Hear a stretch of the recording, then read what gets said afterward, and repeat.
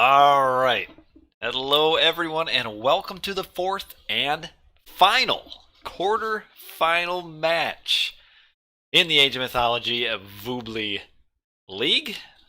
I'm Colonel JJ, and today we are watching DOD, or the Deities of Death, Mr. Joe versus reDo in a best of five. So before we get in the match real quick, let's go over the players, let's go over the map set, bring you into the little streaming studio that I have here that's very bare bones.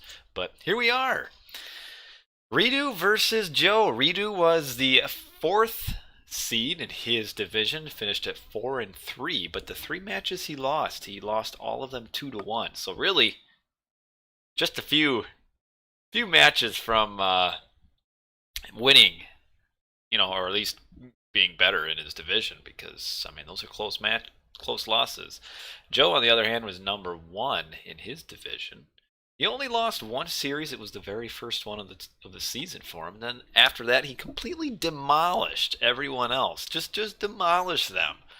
They may say otherwise, but it was demolition. So Joe 6-1, reDo 4-3, was very close to being better. Both of them play a lot of Egyptian, and you can't watch it. Oh, you haven't done these games yet? Oh man. And Mali Nali Exochital. Let's go. But it's still sick. Oh man. Well, maybe. Well, you can't watch it because you'll be spoiled. But what I'm looking at when I look at these maps is there's some very interesting Egyptian maps here. Alfheim is pretty good. Midgard good, Watering Hole good, Anatolia good, and Joe is an Egyptian player by trade. Now, reDo is also pretty good at Egyptian, so he could snag some wins, I think, in the Egyptian wars. But Joe's favored here, but I don't think by much. Now, a little bit about the players. I had a buddy who's like, hey, you know what? I don't know who half of these players are. Let's introduce them. Well, Joe, he's from England.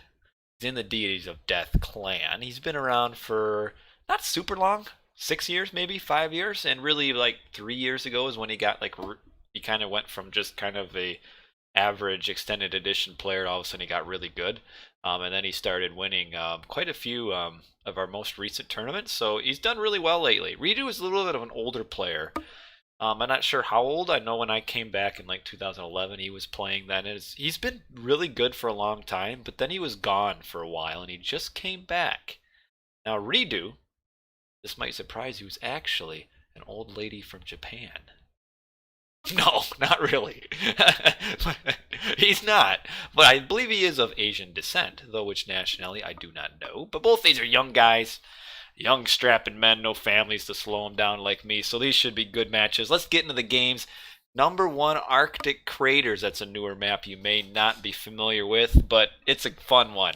So, Greek, Meowsel, Goody, Boit, who's leaving, and Taz Potak. Wow. What good timing for you guys. Let's get into the games. Let's have some fun. We might be in for some long games because I'm expecting some Egyptian wars here. All right, you guys should be able to see the game. Let me just double check. Yep, you guys are. Okay, let's go. Beard's looking great. Thank you. So is yours. And let's go. Game number one. There may or may not be 5 games. We do not know. So let's get going. Arctic Craters. Odin? For Joe, but whoa! Huh. I did not expect to see an Odin from Joe. Now, he has played a little bit of Odin, but look at him go. He's Odin, is Joe in the blue color, and then, of course, that means reDo is red. And he's Ra. Man, Ra versus Odin. What a cool matchup. I like it. I don't think it's a huge flex. He's actually played some Odin. Oh, healing up the villager. I like it. So that's not exactly a flex. And when we come and look at the map, Arctic Craters, it's a newer map. A few years ago it came out, but really nobody really played it. It was played in the most recent tournament that me and Boit and I hosted. So you can see, it's kind of cool. Every town center is in like a crater, hence Arctic Craters. The main one here, and then the other ones will be in these other craters. Now, what makes it pretty unique is that the town centers basically protect nothing. Just a town center. It gets you your 20 pot, but no food, no trees, nothing at all. This is a very high hunt map, hence the Odin pick from Joe. I mean, you can see there's quite a bit boar, there's a few polar bears, there's a lot of elk, berries, polar bears, a lot. And because the town centers don't protect anything, that makes it a little more aggressive. So you're not really going to have an Egyptian that can just sit on a town center and have a really nice gold mine right next to it. Although having said that, this is a pretty solid gold mine right here in the corner behind reDo's base. Joe has a very similar gold mine, but probably benefits the Egyptian, who's going to be defensive early, as we see the great hunt on all of these elk here. Thank you, Tito. Good to have you on board. Let's take a look at the relics. Head of Orpheus, buildings, line of sight. There's actually 4 on this map. No, 5. There's a lot of... No, there's 6. Holy smokes. There's 6 relics in this map. Alright. Ring of the Nebelung. 18 free gold a minute. Not bad. Scale minus 20%. Myth unit crush. Yeah, it's not that great. We've got Harder's Folly. More scout line of sight. That's pretty much useless. The Tail of Cerberus. Myth units use their special attack faster. That's actually, depending on what myth units you get, can be really good. It's kind of like a closet. Good relic. And then the System of Bast. Villagers cheaper. 10%. Right next to Joe. Maybe he'll be doing like for a quick reg. And then that could save on quite a bit of food. But we shall see. We shall see. So Odin versus Ra. The Ra player... No, this is not the group stages, Polash. We are in the quarterfinals. This is a best of 5 single elimination now. These were 2 of our advancing players. Yes, this is a cool map, Tito. I like it. It's a little bit big. It's kind of hard to tell when you're not playing it. It's a little bit bigger than normal. The other thing that this map also incorporates is elevation bonus. Now, Age of Mythology, similar to Age of Empires 2, has elevation bonus, where units on top of a hill will do more damage to units at the bottom of the hill. You generally don't see that, though, because the hills are never high enough. It has to basically be cliff height. But these are cliff heights, so an attacking archer from up here will do more damage than an attacking archer down there. Now, of course, Joe is Odin, so he's not going to get that advantage of that bonus, but if it goes, late game and we've got chariots placed up here shooting down, they'll get attack bonus. So it's kind of cool. Now, reDo, let's touch on this real quick. I don't like how many villagers are on that stack of hunt. This is a lot of villies for what was just a few caribou, and that's going to be a lot of walking time, not only to come down here for all these extra vills, but also to move to the next hunting spot, which let's see if reDo even scouted his back. He did barely get this gold, but he doesn't probably know about the boar, so he could probably end up having to go forward, which that's a lot of walking time, because then what he probably wants to do is probably grab an early second town center. So he's going back in his base, which is also not very good, because now, I mean, that's a lot of units just came running down here, and now he's coming back. He's going on Bast. And we have a forest fire here, and oh, this Billy, deleted the lumber camp to get out. So forest fire early. This is a very slow advance. He's going up Bast, which, in this matchup, actually, there's no Heimdall though, sorry. Actually, the Sphinx does pretty well, but he only has 1 monument, and he's already off of hunt. So this is a very peculiar start for reDo. I think it's not very efficient, where he's not hunting, he is going up Bast, so he's not going to get cheaper farms. So you really want him to be hunting, and ooh, Joe is grabbing a very early town center, and we have Bast up. That's too late. That's a slow advance for Bast.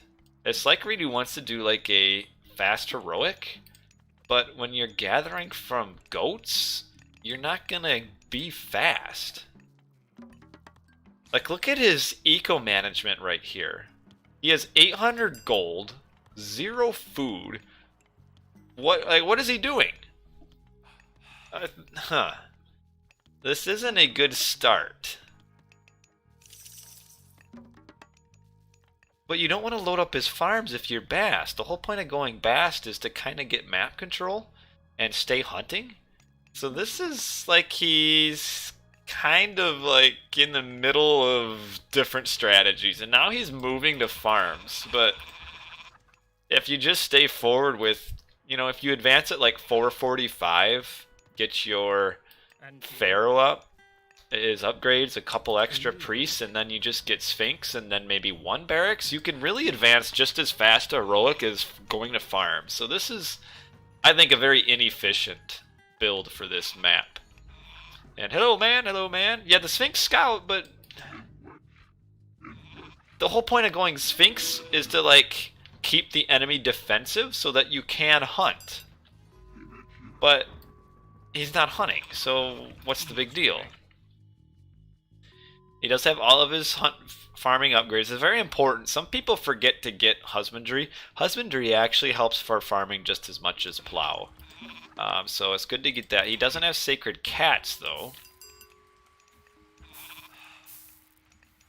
He did get the Creo Sphinx upgrade. That's the second upgrade there. No, he doesn't have Shadif because he's Bast, so he can't get that. But, yeah, just weird. Just weird. It's, I mean, the strategy itself isn't a bad idea, but it's just being, I feel like it's being executed improperly. Should just be hunting his way to heroic here. And this gives Joe plenty of time with the early town center. You don't normally see the immediate classical age town center from Norse. But I guess Rod's a little bit of a safe bet. So actually this works out pretty well. And I think Joe will actually be able to advance almost as fast as reDo. And yeah, we can see that. reDo did just click up with Sekhmet. So he's going for Bast Sekhmet. Huh. I don't mind that if you're hunting, but that's a lot of food. But anyway, Joe's basically going to be able to keep pace with reDo at 2 town centers. So as long as Joe can survive any immediate push from reDo, which there's not going to be. Now reDo's grabbing a 2nd town center. So yeah, this is, at this point, I think his way to win would be to go forward and do like an early heroic push. But with him grabbing a town center, he's not going to have any early aggression. And so he's just behind. And we do have 2 starting gold mines in the base as well. Something to also note, the gold mines on this map do spawn kind of more forward than normal. But yeah, this is a big map. But I don't mind the Sphinx raiding. It's just, he's just kind of behind where he could be. I mean, if he would have stayed on hunt, he could be aged up at the same time, but have gotten this town center all the way back at like 5 minutes. So just the way he chose to play kind of cost him maybe 10 villagers at this point, which that's quite a bit. We have Joe is up Skady. Now what does Joe do here? I think he would probably have to build a hill fort. He has the favor. He's got the heroes generate favor. So now is his hill fort. Yeah, he can play really defensive here because of this gold mine. Now something very important to mention is that both players' 3rd town centers are pretty far forward. So whoever gets map control could potentially go up 4-2. Now does Joe do kind of what we've seen a little bit from Odin in this tournament, which is now kind of a heroic age stall into a heavy Ragnarok, as we see reDo is coming forward to grab a 3rd town center. So reDo's going to go up 3 town centers. And upgrades. Pickaxe. No hand axe. Doesn't really need hand axe yet. He doesn't really have anybody on wood. Just 4, so doesn't really need it. Chariot and camel mix. We've got the Sphinx running around. I wonder if Joe will just stay at 2 town centers. and just go heroic, or go mythic for Ragnarok. He has the army advantage right now, does Joe? He could really actually probably grab this town center. You can see these chariots are coming forward. This isn't all walled off, so we could potentially see some raids. Oh, the Frost Giant is actually really good in this matchup, because if reDo tries to kill a town center, the Frost Giant can just use his special, and then the Scarab is done for. Here come the Raiders coming in, and now we have the Eclipse. Oh no! He's eclipsing with one Scarab, and so he can't attack yet because of the Frost Giant could use his special, and this is giving Joe plenty of time to react to this, and we can see the Scarab is getting picked off by these Hersia. The chariots weren't paying attention. There's not enough of an army here. I mean, this is kind of a waste of an Eclipse. I mean, it's not doing... he has to retreat after casting Eclipse, so not a good use. I mean, you're talking an 11-minute Eclipse with 2 Sphinx, a Scarab, a couple camels, so I think reDo's plan here just didn't quite work out. Nice to pick off the Valk here. Now, if he can run the Sphinx away... Nope, nope, nope, nope. I mean, he used it to, like... No, he used Eclipse before he had line of sight of it. But at one Scarab isn't gonna kill a town center anyway, even with Eclipse. So it's really it was a pretty optimistic strategy choice. We can see villagers getting picked off now. I mean, reDo has the forward citadel to get more attack with that. As we can see down the bottom, while all of this is happening, Joe is grabbing a town center. Oh, tried to pull away the raiding cavalry. Nice, nice. Didn't quite do it though, but still kind of nice. And reDo is up 3 town centers to 2 currently. Joe's eco a little bit off kilter right now. He's got 1,000 wood, which as Norse you're really not going to use. You can see there's a ton of hunt out there, but Joe's a little bit scared to take it because of the powerful raiding that Migdal units can do. Yeah, you can't use Eclipse like that with just one Scarab. It's the chances of it working are just very, very little. Just one Scarab, and we can see this army here, and reDo is having to collapse. He's got some camels up there that he's collapsing down, and some units that were randomly up here that are all collapsing. Now the question is, will they get here in time to save the Migdal? I think they will at this point. Joe is probably throwing away a little bit of his army here. A lot of units are taking damage from camels. Yeah, Joe needs to get out of here. This is not good at this point. Even if he kills... Oh, the Frost! I forgot he has the Frost. Okay, okay. Well, that helps you. I mean, it does block him off of gold, and is throwing some villies off. So yeah, I don't mind it. It gets him the attack. It gets him the aggression here, and he gets to continue it. And he'll be able to pound on quite a bit of these units slowly. So yeah, I don't mind that. It gets Joe plenty of time to go mythic. Now, eventually, not right away. But yeah, both barracks, the Migdal's down. The army is surrounded, and then when they come out, they'll probably get frozen, and then...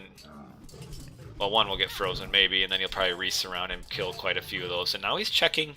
Does he know about this back gold mine? Yeah, he does. So he's coming back here. I think reDo is running, yeah. And reDo is... Ooh, so the units do get away, just a few of them. reDo is really hurting. Look at his eco. 1,400 wood. He's looking like Joe was like 2 minutes ago. Now Joe is ready to age up here, and he has full map control. I mean, I think at this point, there's really no way that Joe could lose this. He's just so far ahead, courtesy of grabbing an early town center, and then yeah, here comes the Reg. He's 24% up. You got the Pharaoh fighting the Frost Giant. Well, I guess that's happening. And yeah, the reg is going to come through and just reDo's not nearly at the position where he's going to be able to defend this. I mean, he's not close to aging at all. And he's got quite a lot of wood. I think now what's unusual about this, because the strategy I don't think was very good, but the map has been the map sets are given to players a week or a little bit more ahead of time. So yeah, you had time to look at the map, plenty of time. I mean, a week. And at this point, I mean, the game's been out for 15 minutes. Or 15 minutes, 15 plus years. I mean, and these players have both played for a long time. You should be able to look at a map and kind of just check it a couple times and be like, yeah, this is good, this is bad. And I think just this really isn't like it's just a strategical blunder, I would say, from reDo. And now here comes Baldur, and I mean, Joe is 1,000 points ahead without Baldur, so it's not gonna work. Greek myth units suck? I don't know. They got some of the best. They got the best heroic myth units. Do Greek? They're not heroic. They got the best classical age myth units. Heroic age, I could see. They aren't super great, but the classical ones are good. And yeah, I mean, you shouldn't fight this. Just run away. What kind of military upgrades? The Minotaur is not bad, and the Cyclops is great. He's probably the best free classical age myth unit.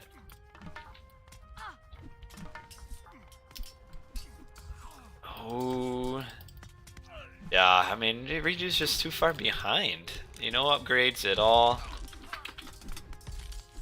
He's still got 1,800 wood. This is like watching me manage my economy.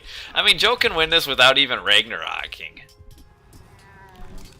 I mean, these spearmen we saw the fireballs come through and just shred these spearmen, and now there's no army. Whoo-wee.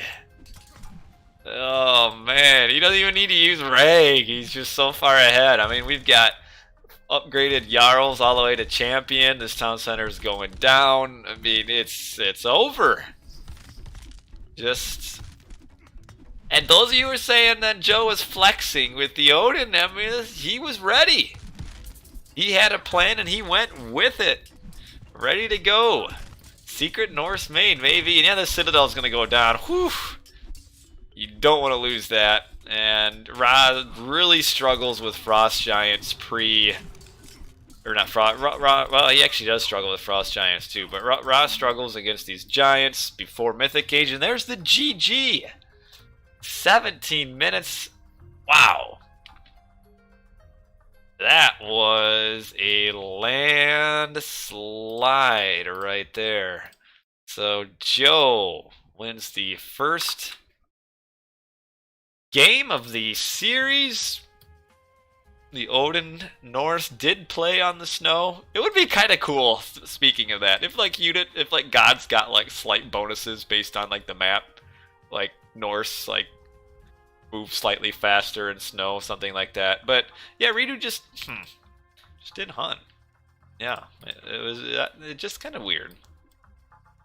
A strategy that just didn't quite work out, which sometimes that happens. Sometimes that happens. I mean, we can see economically just way behind. Military, he's way behind in that. But really just behind in everything. Like we could see all resources. Your Ra, you kind of want him to be catching up to the opponent right around here. And not even close. I mean, even the rain barely even caught up. So yeah, that wasn't overall not a good not having a good strategy. Sometimes that happens. But anyway, game number 2. Oh, was that Midgard or Alfheim? I'm not sure now. Either Midgard or Alfheim. Anyway, let's move on to game number 2. Ra versus Oranos on Alfheim. Interesting. Okay, so we've had some complete shifts in gods for both players. We have reDo is switched to Oranos. And then we have Joe switch to Ra. Ra versus Oranos on Alfheim. Now it's very important to take a look here and see how the hunt is. I don't think he's spoiling, he's just predicting. Greek is trying to look really smart by giving his predictions for every game at the start. So, not a lot of hunt. What you're kind of looking for when you're looking at Alfheim to see if it's high hunt is if the Aurochs spawn instead of deer or caribou. Yeah, I told you he hasn't seen any of the games. He's just giving his predictions. Yeah, so there's decent hunt, but not super high. Now you might consider why Oranos on this map, where you would probably think that you would get an Egyptian from Joe. I said this the other stream. I feel like Oranos actually plays really well into Ra, properly played. It's one of those things that at lower levels, Ra kind of manhandles the Oranos because the Oranos players just aren't quite good enough to exploit the Ra. At higher levels, though, I think it's, on most maps, a pretty close matchup. And Alfheim, it can be close. It depends a lot on where town centers and such are. Now, this town center actually isn't super great for Joe because it doesn't protect any resources. I mean, it would, but, you know, big deal. Looking more at, like, gold and stuff. This town center also really doesn't protect gold. Got a gold mine here. That's not super far away. You got a gold mine here. That's a little bit closer as well. This one's pretty easy to wall off. Right there, and then this too. So this gold mine isn't bad for Alfheim. It's actually pretty solid. Though Alfheim, because there's so many gold mines, you're gonna have close ones. But what kind of an age up are we gonna see here? That's a very quick temple. Oh, no hunting dogs from reDo, as opposed to Joe, who I believe does have it. He does. Going down to this hunt here, and he's going forward. Not a great hunting spot here. It's only 3 deer. There's more down here. There's more here, and he's sending his pharaoh down here. I mean, mathematically, unless he's grabbing this relic, the pharaoh should be here because there's more villies here. Yeah, it's kind of weird. Are we gonna see a 4-minute? We are. So without hunting dogs, I think you almost have to go 4 minutes. Otherwise, you advance too late. So he's going 4 minutes here. He's probably going to do an aggressive valor on... Oh, no! This is big. Okay, you noticed. So he only had one villager build the granary. And these villagers started dropping off to that one before the granary even finished. So that was a little bit of wasted time there. A little bit of wasted time. You get a 4-minute? Yes. That's what makes Oranos good, is Oranos could do the same build on every map. And can do it reliably. Every map, same build, what does it really matter? Just the difference is no hunting dogs here. So we've got the 4-minute. Oh, he doesn't have the okay, so we're not going to see an Oracle Valor. And he's up Prometheus. Does he do double counter barracks here? Eric, he is! So pure Terma. I think this is what he did against Kimo when they played against each other on Oasis. I think was the double counter barracks. Now reDo, the one thing I didn't mention earlier, as we see these vills will have to run away. Kind of a lot of walking time to come up here, and they only got 2 hunt there. Yeah, they only got to go on the 2 deer, so that wasn't very efficient. It is 3, yes. So reDo can play a lot of different gods. That's what's kind of his value in these matchups, is that Joe primarily... Oh, man. How slow is he advancing? 530? Oh, see, this is not good. Where he's getting pushed off of hunt by just 2 Promethean. Huh. I think he just aged up too slow. If you're going to hunt forward on all of this hunt and stuff, You have to advance at like, you have to advance at 5 minutes at the latest so that you can stay on the hunt. Otherwise, it's just too much wasted walking time. We can see the Terma coming in. Now, the tower's about to upgrade, so these Terma are going to have to get out of here.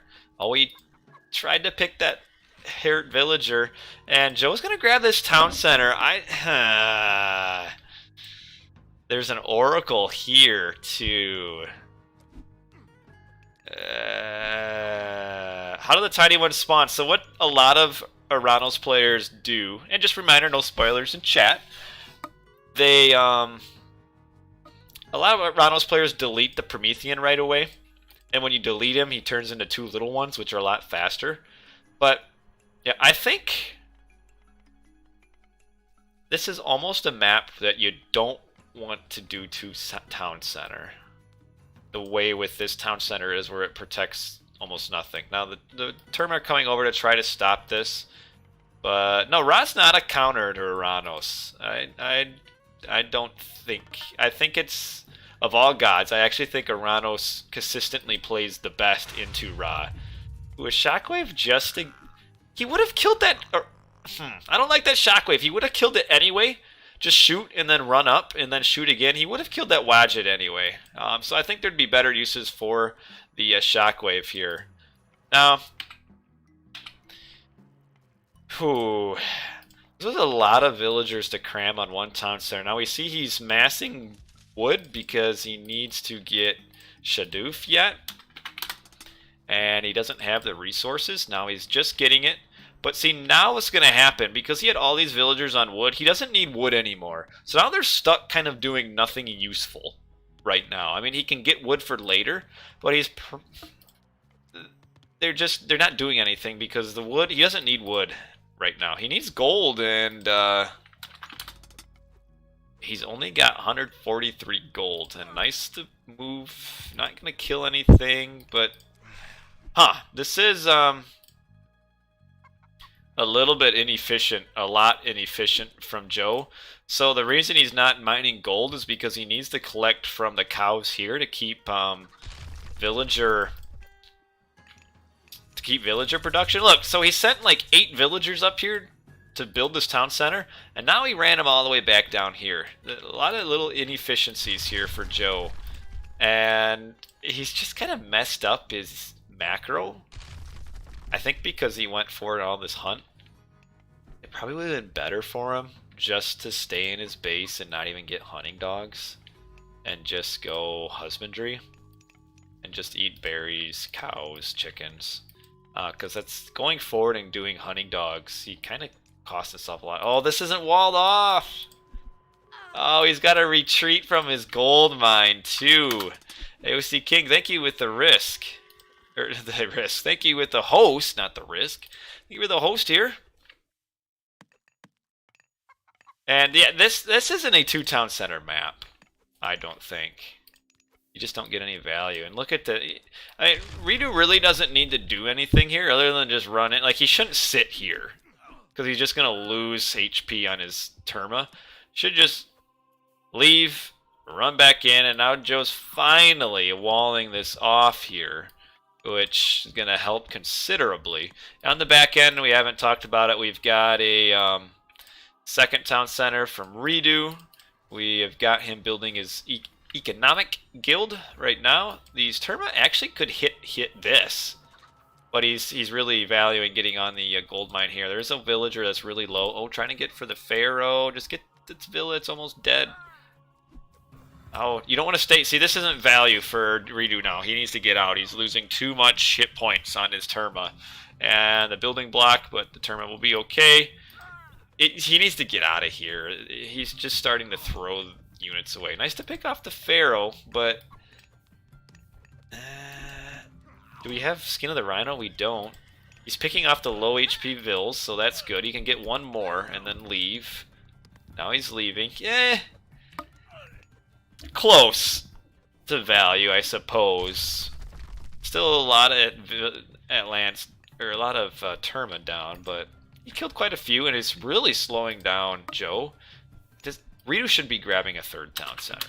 I think that's the only thing he's doing that's wrong, because Joe is nowhere close to aging up. Nowhere close. Could have done like a shift into a under the to trap the units. Here comes the term up here. Oh, this will actually interfere with the rain quite a bit. This is good. Yeah, and that's gonna slow down. Joe isn't even empowering this town center during rain, so Joe kind of way behind where he should be here. I mean, on this matchup, on this map, if he were just to do one town center, he'd be aged up by like 8:30, 9 o'clock at the 9 minutes at the slowest, and he's not even close to age 3, which is why I think reDo should have grabbed a third town center. reDo could be getting like max vills at like 12, 13 minutes if he grabbed another town center. And again, still no empowerment at all here. So these first 2 games, to me, are showing that even the top players can make some really poor strategical choices.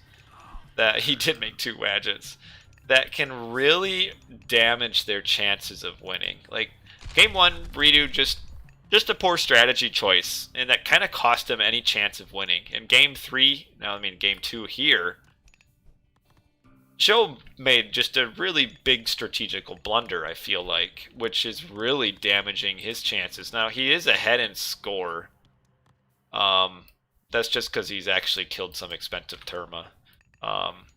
Though reDo is a little bit behind in grabbing. He should have grabbed this town center by now. So reDo, I wouldn't say actually is playing it perfectly on the back end. But yeah, Joe is one of the best players currently. He won several of the recent tournaments. He was 2nd place in the most recent tournament as well. reDo just came back after kind of a long hiatus, but he was always really good too. So these are 2 really good players, and we have Joe hitting up heroic at 12 minutes.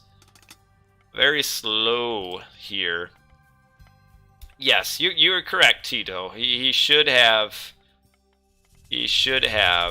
grabbed. Nice shockwave. Oh, this is really good shockwave, actually. So he shockwave villagers from this side of the wood line to the other side, which is allowing him to kill a few extra villagers. That's a sneaky good way of using shockwave that a lot of players don't use, is you can bounce units over like wood lines and stuff and get a lot of value out of that. And I was trying to build a... Joe is just getting hammered here with these raids. Now I gotta run away. There you go. There you go. Oh no, that's not the way you run away here. Oh. Why run away this way? Oh no, he can wall. Oh! This here can like undo minutes of good play. That was really bad. reDo is up age 3 with 3 town centers, but that was really bad. Really bad. But we shall move on. We can check probably the resources, and we can see that reDo is quite a bit ahead. Should be a little bit further ahead, I feel like, than where he is, because he was a little slow in grabbing his 3rd town center. Now he's going to grab the 4th one, and even with the army throwaway there, reDo is still militarily ahead. And I don't know if Joe will be able to stop this. We have reDo building with the 3 hero villagers. Hero villagers do build a little bit faster than non-hero. I'd like to see maybe a siege workshop just to kind of tank this and get on this town. Oh, okay, I think now Joe just got line of sight that this town center is being built. But yeah, I don't think he's gonna be able to stop this though. Another Midgard stronghold to get control of this gold mine, because now that gold mine ran out. Hello, Colby, how you doing? Yeah, I do agree, Noob Tablet. I think the only way at this point is for Joe to age up heroic or mythic, and he is up there. He's 70% up. Army techs, nothing, and nothing. That's not surprising. Ecotech, second line of everything for reDo there. That's good. Joe's got just a second. Oh, he doesn't even have hand axe? Oh, man. It's not good. A little bit of peculiar military composition here. For reDo, the camels actually do really well against pretty much every unit that reDo has. There needs to be some Murmillo. Where are they? I saw one. Okay, there's only one. Now, Son of Osiris could turn this here. We do have the upgraded town center. We got the siege workshop. Would like to see a wall here from Joe, and he would be able to catapult this stuff. Is reDo aging up soon? No, he's not. reDo is not close to aging up because he went full 180, 180. So a huge army from reDo here. Economically, it's actually fairly close here. It's like considering how bad Joe's start was. He should be. reDo should be a little bit further ahead than where he's at. Now, I don't like the elephants here. I mean, they'll tank, I guess, some damage, but these aren't your building killers. Your building killers are the catapults, which now he's got the catapult trying to train, but he has no pop room because he got this elephant that's really just going to die. And so I'm not sure why the elephant. Because Joe is so far behind in military, he should probably consider putting up like a couple towers as well. Son of Osiris is really out of position here. Really out of position. He needs to... Oh, yeah, get him out of there. I mean, he can put him... Yeah, there you go. The Arca should not be able to be shooting at him from on the other side. So there was no wall made. He had a chance to make a wall. He's got camels raiding up here. Yeah, no, see... And then this Son of Osiris is really getting hammered. Usually Joe's really careful with old Sonny Boy. And still taking damage here. Get him... halfway down already. Gotta watch out. And need to see, there's some axemen for the destroyers. reDo might actually be able to push through and just knock this Midgard down. And nope, he's retreating. We've got these camels that have been sitting here doing nothing for a little bit. They're looking for a raid, but the raid is right here. And we do still have Shifting Sands and Locust. reDo is still full pop. Not aging up yet because he's replenished his army. And we've got some decent upgrades. First line almost. You would almost like to see against Egyptian the copper shields first. Because it's also really a cheap upgrade as well. Yeah, and this is good. Got the catapult. Should be able to knock this down eventually. Nice to see Masons. Camels attacking that. Sonny is still, again, too far forward. Yeah, Shockwave. We'll get a few chariots, but yeah, Son of Osiris is too far forward. Joe's pop. He is at full pop. 140. 140. Nice to see the Axemen. Not even unupgraded Axemen do really well against destroyers, since Son of Osiris is now where he should be. Just staying back and doing all the melee damage to the destroyers. And oh... Needed to wall this off when he had the chance. Which actually he could rush it now. We got the camels here trying to kill this villager. He'll get it. He'll get it. reDo is 157 pop. You know, Joe could have broken out of this if he had walled. Again, oh, he almost went too far forward again. Getting a nice trade route here, though. But would like to see maybe a couple more layers of walls. And we've got the Contarius. You know, reDo has a chance. You know, reDo's still in the driver's seat here. Once Osiris is down, reDo starts winning this battle immediately. And Son of Osiris has just taken too much damage. He's only got 100 HP left. So it's almost to the point where reDo can really push forward and just keep Son of Osiris garrisoned at this point.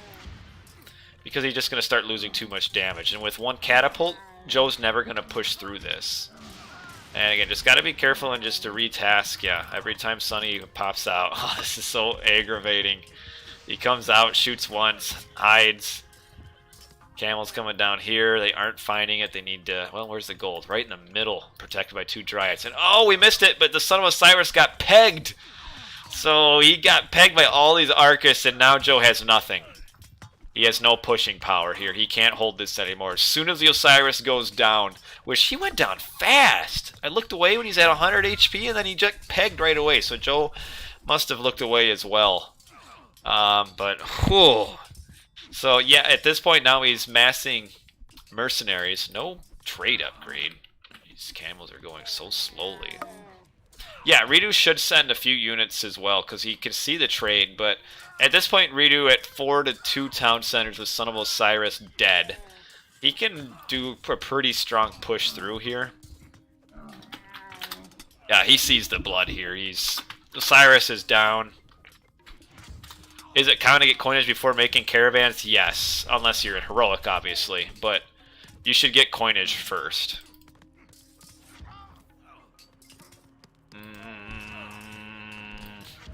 Let's get this. Yeah.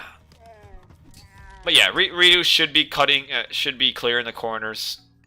I mean, he could easily just stop this, and then that's it. I think reDo's going to abandon this push and come down here, though, which is actually better for him. A lot of times, you can see players throw away army coming in here. No, you get your upgrade. I feel like first. It's a 20. What is it? 20% upgrade. 0.8 speed. Yeah, 20%. So once you have 5, it becomes a free 6th. I mean, I guess you could make caravans first, but you might as well get your trade upgrade. Yeah, you're right. 20% is 0-0, but you should get it first because then you're gonna forget. That's my thinking. But yeah, reDo should just kind of avoid this and just come down here, because against Egyptians, when it starts getting later game, your goal really isn't to kill the town center; it's to stop the trade route. Now, sometimes based on the map formation, it can be hard to stop that trade route, but here it would be really simple for reDo to stop the trade route, and then Joe's dead. Yeah, we have 5 birds. I think reDo realized he was sitting on a lot of favor. Yeah, he's only got 14 favor. And Joe doesn't have any favor either. He's making another Migdal here, and he needs to stop it. And if he just sits right here, the game's instantly over. He's building a wall around the market. We'll keep an eye and see if that works for him. That can actually be really good. Easier than walling off the side of the map, because he's going to have to delete the market anyway. We're seeing the forward watchtowers here. Needs a little bit more destroyers, and here we go. Here comes the push down the side. All the Dryads are here to stop it, though. Nice idea. It is. This actually might help reDo more than Joe, because this will remind reDo that his market's in a pretty bad spot. I mean, he can put it back here and just gather so much more gold from it. But okay, yeah, we've got reDo coming down here. When he sees all of this, he should really just focus. I mean, this is all of the gold production for Joe. And we've got upgraded siege towers with crenellations. reDo is just playing to be in heroic age, a heroic age victory against a mythic age Ra. You don't see that very often. And at this point, just come down here. Come, this is your easiest path to victory right here. Just come down, sit on all of this, and then there's no trade route, there's no gold, and then you win. But, oh man, these birds are flying south to come down here and just mow down these units. Oh, these birds are gonna do some work. And the Arcus are coming down as well. You want to have a few Marcus in case hero shows up, but oh man, getting decimated right here.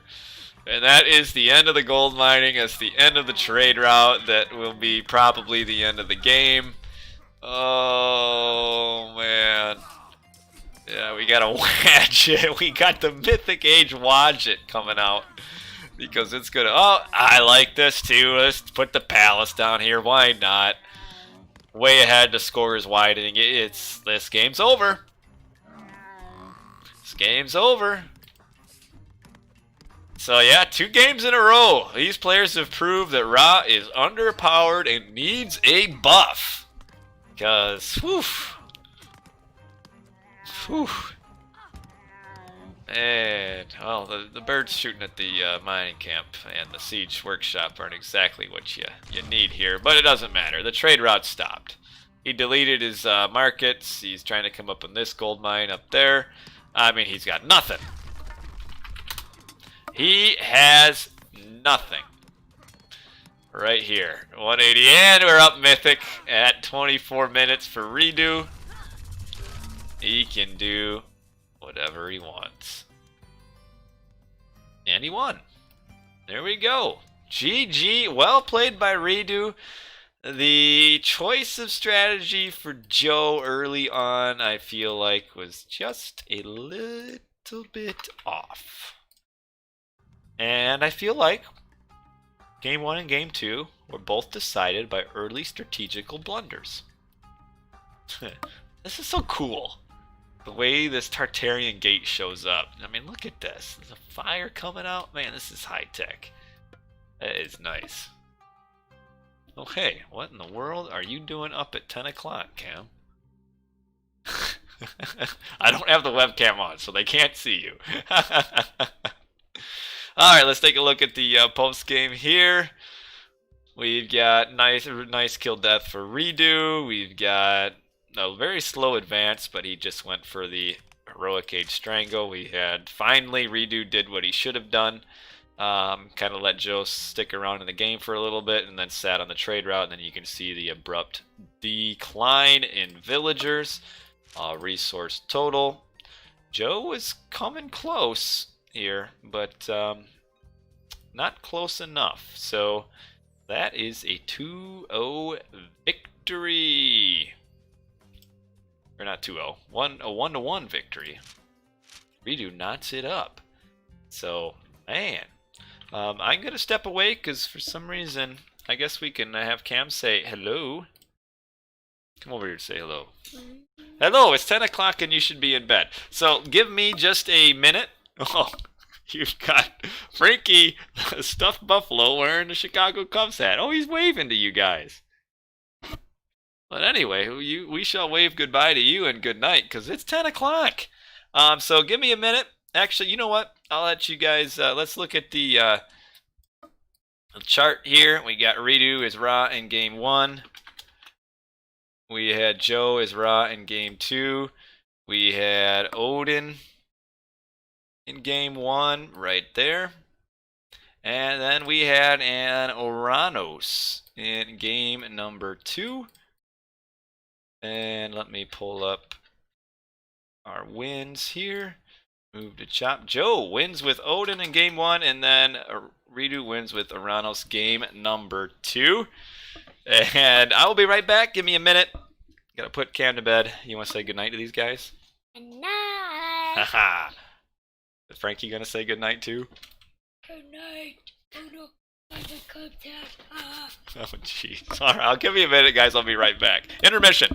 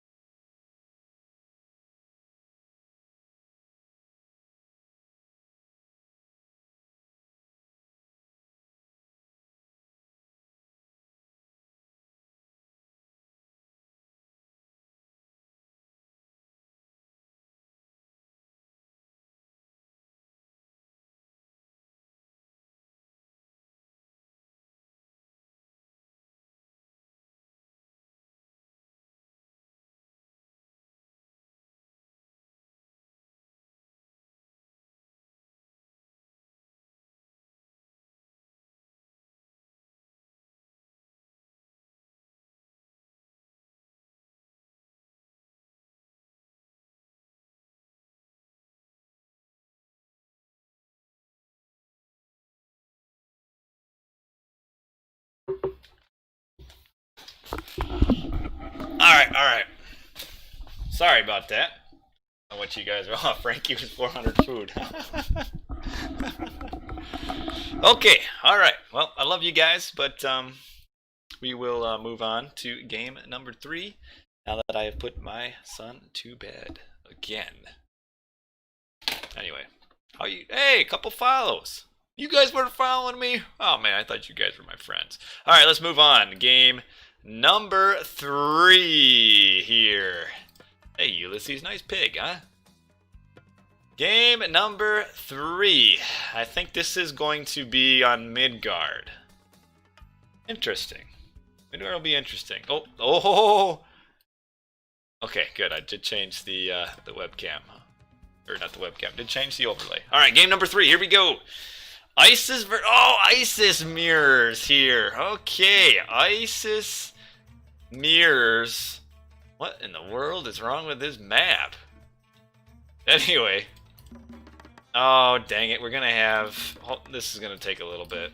That's what's wrong with the map. Okay. Give me a little bit. So, Midgard Rex, there's kind of some problems with them here. I'm going to have to reload and load the game a couple times. So, give me a minute. Sometimes these maps just don't quite load right. So, give me just a minute here. We will make sure we get the map loaded up right, so that the Rex don't go out of sync. I had one fish location. That's funny. Anyway, while we're waiting for me to get this recorded game working, hope everything is going well for you guys. I got a couple days off coming up, so that's why I'm here. Let's see, is this going to work this time? Alright, it's looking better this time. I think it'll work. Yep. Okay, we're good. We are good now. I just had to reload and close and reload the game. We're good. Let's go.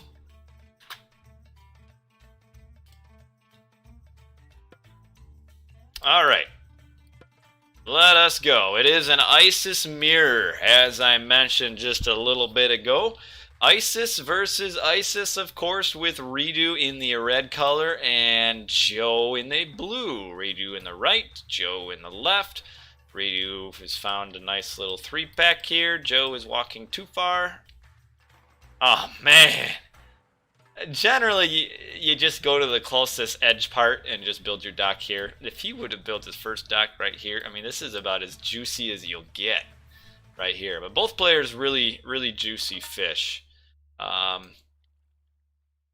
Really juicy. I mean, this is 4 fish in this corner here. 5 fish. Yeah, it doesn't really matter. I mean, they're all there, but it would be nice to put your first dock here. It's a little bit faster.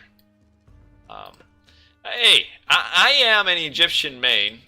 I like Egyptian mirrors. I prefer there to be a Ra. But I like Egyptian games.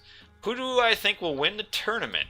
Well, I think Kimo will win because Kimo plays the most by far of anybody. I mean, I don't know. The next time I do one of his games, I'm gonna check beforehand to see, but I think he's played hundreds of games in the last like 4 weeks since he came back. These priests just wander past each other. Who would I like to win it all? Let's see. You know, I would have liked to have seen like Matrius to win it all. That'd be cool. Kimo's still rusty? No, Kimo's not rusty. It takes him like a week because he plays like 100 games in a week and he gets really good. So we're going to take a look and see if there's any variation in the builds here. We've got 4 on food, 4 on wood, and now we've got another build coming. We've got 4 on food, 4 on wood, and 1 on gold. So they're both pretty much the same. That's pretty standard. I would kind of have liked reDo to send a boat along the side before he sends his build down. because he might be tempted just to build an kind of an inefficient dock because he doesn't know where the fish are. And this is even actually, there's almost not even a point of even docking right here for him. It's just 3 fish and they're kind of far away.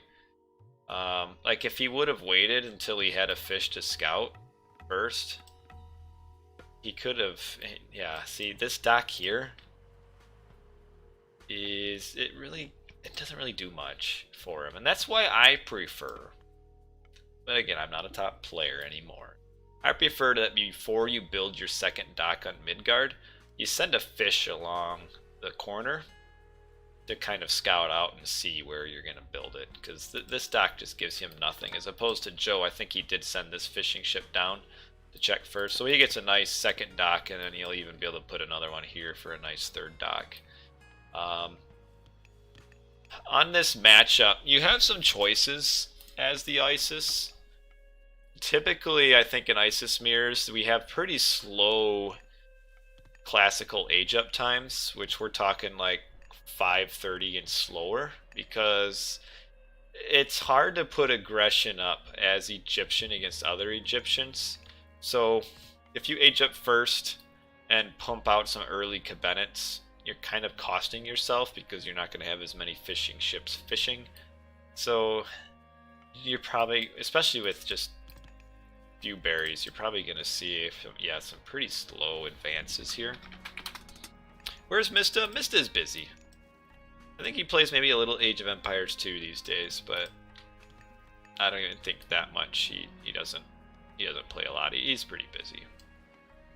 He's like most of us should be at this point in our lives, is like moved on from video games, but here I am. Alright.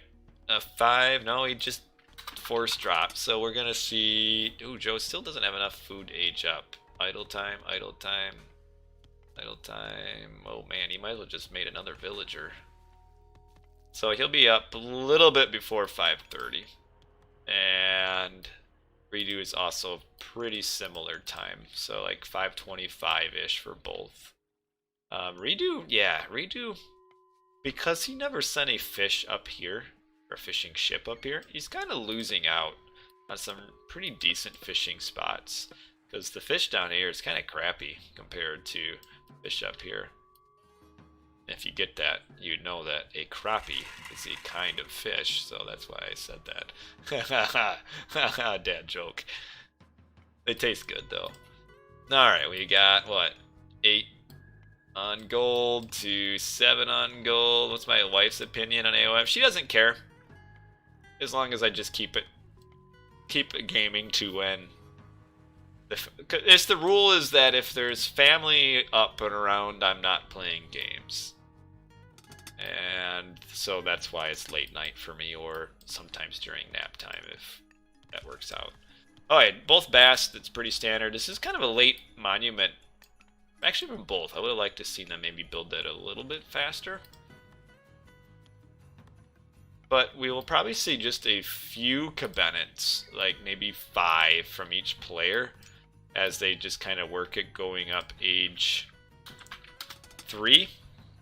And probably getting the fishing upgrade soon. It looks like reDo might be trying to get it. Yeah, reDo is getting per sign, whereas Joe is going for early boat aggression. So Joe will have to push forward if he wants that to work out for him, because with reDo getting per sign first, he'll naturally be defensive and want to just keep fishing. But Joe, it looks like he's only built those few cabinets, but yeah, he's a little bit behind in getting this per sign. And he's like a lot of bills on gold too. Oh, this is a little bit inefficient from reDo here. He should kind of move the bills over a little bit. Hand axe pickaxe, both pharaohs on wood. Joe funneling a lot of boats up here, and reDo down here. Joe has a lot more boats overall, but he's got them split up. So like these boats kind of accomplish, or just kind of a stalemate. And so far these boats, because they're kind of an idle, aren't really doing anything either. And of course, reDo didn't happen to actually dock up on this side, so that's not much value for these cadets. So now we're gonna have our first little fight here. We'll see how the micro goes. And reDo had the first few good volleys. Joe's gonna fall back under the dock, and then reDo will fall back. And this is what you typically see in Egyptian versus Egyptian. Is you don't see a lot of heavy fighting. It's kind of really just semantics at this point. They'll just kind of go forward and fight a little bit. Joe a little bit out of position here. Oh, reDo. Oh, you should have gotten the boat. It's almost dead. Alright, that's, yeah, not quite doing well for Joe. We can see both players are pretty close to advancing. reDo actually is doing a little bit better economically now. I think it might be because he got purse sign first. And now Joe does have purse sign, and reDo has forced a few fishing ships idle, but reDo has, but reDo, yeah, needs to fall back. We have 9 ships to 9, and we've got a few ships. Okay, this is a nice back raid here. The boats took a little bit too long to come down, but they're on here now, and they're preventing these fish from, those fishing ships from fishing. Should get on these as well. Egyptians do get bonuses versus fishing ships, so that's actually really good for these raids here. And might pick off this one too. It's actually a nice bonus. The advantage against ships. It's plus 50% damage versus fishing ships. It's actually pretty slick. And we've got Joe with the first person to cast prosperity. Oh no, they both cast prosperity. Oh yeah, 88% up to only 15%, and Joe is housed. He's housed at 78 pop. That's not good. And, oh, Joe is going for a second town center. Whereas reDo, what is reDo doing? This is quite the walk here. reDo's making the play to sit on Joe's forward town center. Interesting.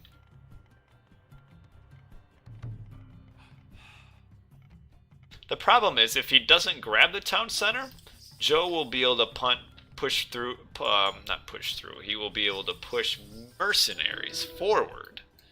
As we see, this is actually more of a boat army than I thought we would see. reDo is really going heavy on water. And he is grabbing the town center. Joe sees it. I think you Ancestors Eclipse this as Joe. I think you do. Yeah, there's the Ancestors Eclipse. I think that's pretty high value. Because he might be able to kill the Migdol. Depends if he can get on the Pharaoh. Just get on the Migdol, I would say. Cut the Migdol down. You got your Scorpion Man here. Yeah, reDo doesn't... he had priests? Yeah, they're down here. If he had his priests and his myth units up here, he would probably be able to kill these units before the Migdol goes down. But this Ancestors Eclipse, I mean, yeah, this is really high value because now reDo has no way to make an army.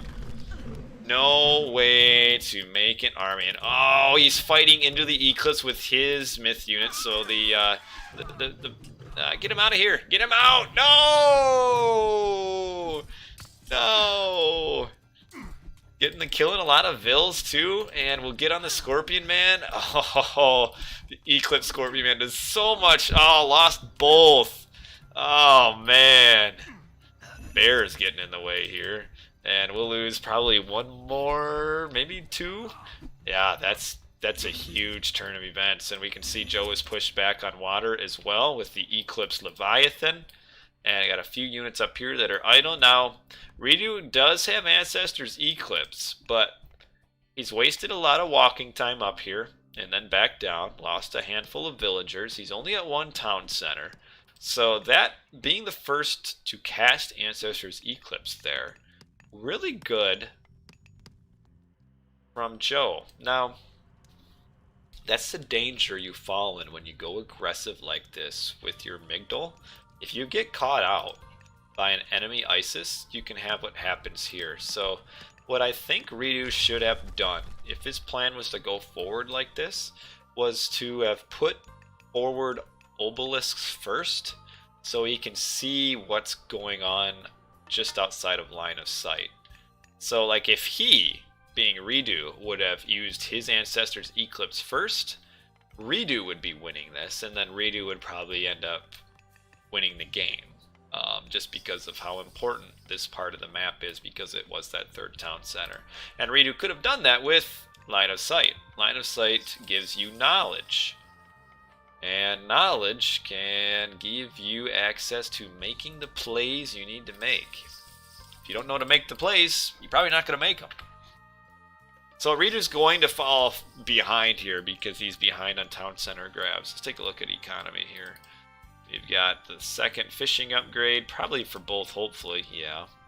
We do. Knowledge is power. It is. It is.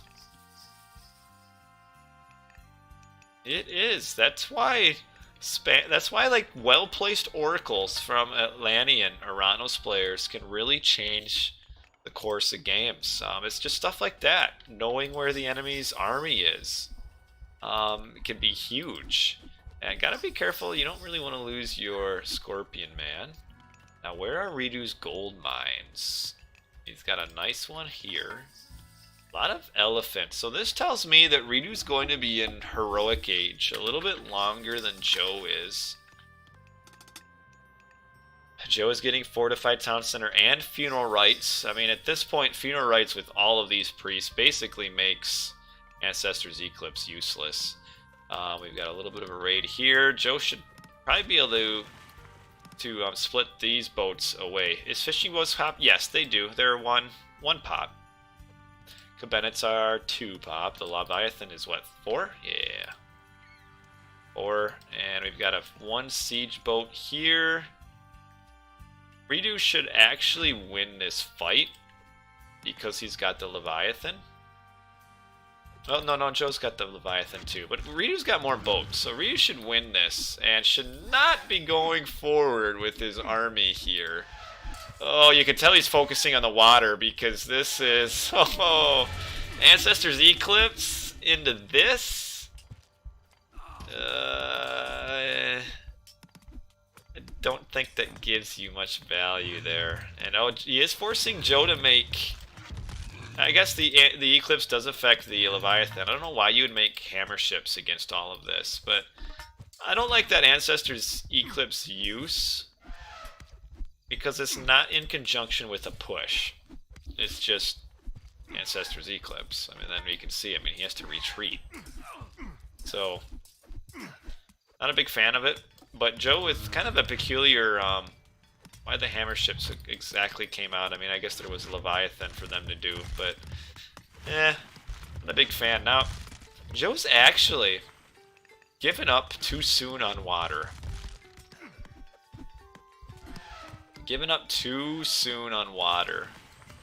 You can see that reDo has actually flipped the score now, and it's because of the water differential. So we can check out the Ville count here, and so Joe was on an earlier town center at the 9-minute and 4 mark, and that is right around when here, yeah, 9-minute 4 mark. But I don't know if he was housed or what happened, because we saw this was when he was housed, wasn't it? Yeah, he wasn't making vills for a while here. This was the Ancestor's Eclipse, which evened it down. But yeah, Joe's behind now in villagers. Still ahead in economy, but it's gonna go reDo's way because of this. Joe just gave up on water a little too soon, I feel like, and he doesn't have an army that can push. And reDo is already getting a trade route. So while I feel like reDo's start was pretty rough, he's kind of turned it around a little bit to where he's won the sea and he's got a trade route. Joe is aging up Osiris versus Thoth. Now you can see reDo has more units right now, but a lot of it is this population here. Now we've got Son of Osiris being used. Would like to see the Son of Osiris tech to give him more HP. Yeah, reDo is way outmassed on land, and this could be a little bit troublesome for him. as long as he has all this pop in his boats, which I guess they're slowly dying to the dock, so he'll be alright. But we have Thoth coming out. As long as the mummies stay alive and can insta-kill any of those super elephants that may or may not come out. I like Osiris here, especially because there's no chariots anymore for reDo. And this has been a really bad fight for reDo. We can see Son of Osiris here is doing good. We got all the chariots, we got Meteor. Oh, how Meteor on Eunice does almost nothing. Don't like to see the Meteor have to be used like this. It's really... Meteor is really kind of an underwhelming god power. Now, Osiris isn't super great in Eggy War, especially when he's sitting out like this getting hammered by mercs. But I don't necessarily have a problem with it. As Ra, though, I probably generally prefer Horus. But Osiris with super camels is really nice. But late game Thoth with food, which is what he has because he has fish, is really good. But the question is, can reDo keep up on land? Now Joe is now way behind any... reDo must have a ton of pop in civilian count. He's doing the Chrono JJ special of the 160 vills. And this Midgard has 111 hit points. Oh man. And now Son of Osiris is getting pegged down by the chariots there. When was this game played? Yes, about a weekend ago. Possible buff Meteor. Well, see, problem is you gotta look at the kit as a whole. And Thoth actually, though it's kind of fallen out of good graces these days, Thoth has a good kit. And would like to see like an elephant like attack the Midgard here by Joe.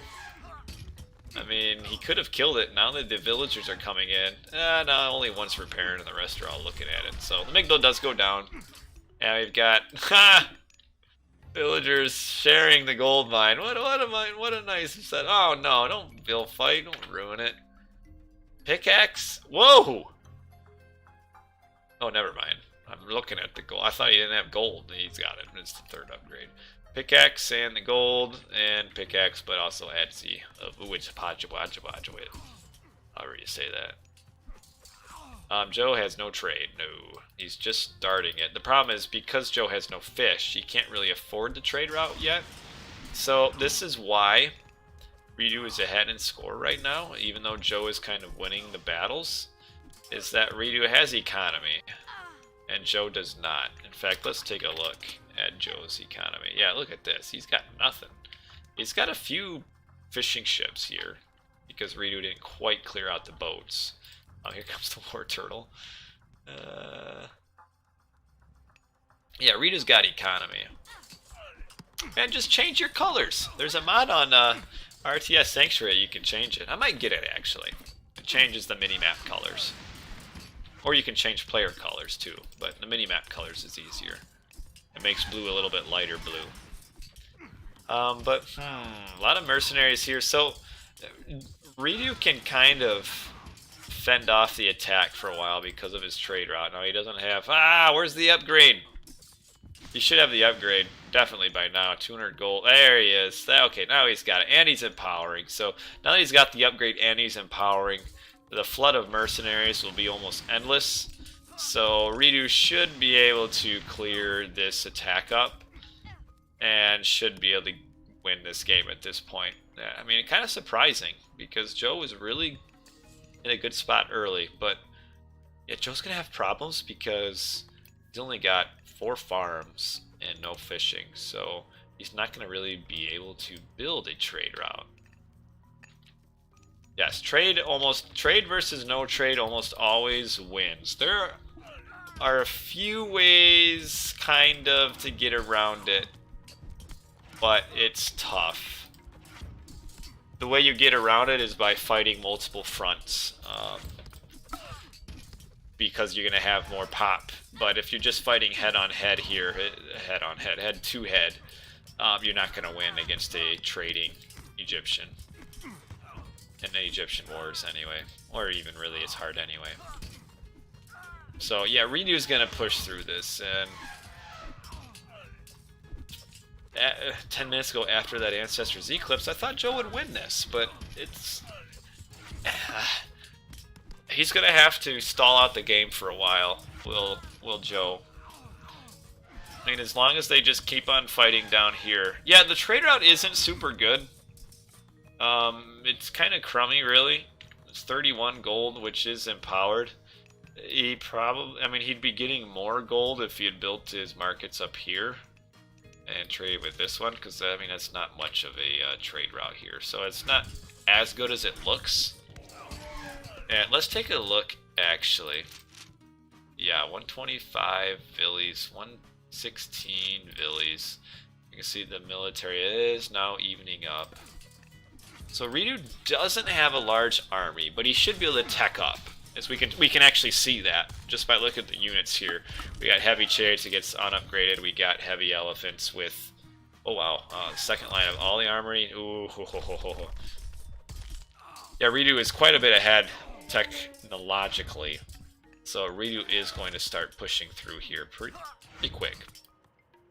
Some wasted pop though. He really can't, with all the build he has, really can't afford that. These fishing ships should be deleted. In Mythic, what was Son of Osiris doing over here? Was there a, oh, there was that Scorpion Man. Yeah, right there. We can see him. He's dead. The chariot, or the catapults firing away. The mercenaries punching through. reDo really needs to do a tower spam. He's got the gold for it, 1200 gold. He should be doing a tower spam going forward, and then he'll be able to push through this position. Until the towers get built, it's kind of hard to defend your catapults against mercenaries. So I'd like to see a little bit of tower, and then also grabbing the sides of the map. I think reDo should do as well. He's in full control. He can, I mean, look what he could do here. I mean, he walls this off, he walls this off, and then he can start pushing right through the main town center here. I mean, yeah, upgraded siege behind upgraded walls, and town center's flattened. But very easy to get into the kind of the tunnel vision where you have to fight here, so we'll probably just see the fights. Osiris, ooh, yeah, about to get, he's only at 50 HP. That's the thing, Osiris versus chariots and mercenary cavalry doesn't live very long. Spearmen coming through, we've got, I think the spear, yeah, mercenaries, oh man. Chariots, yeah. Okay, he's got the second wood upgrade, should get the third. Should also upgrade siege. This is another thing.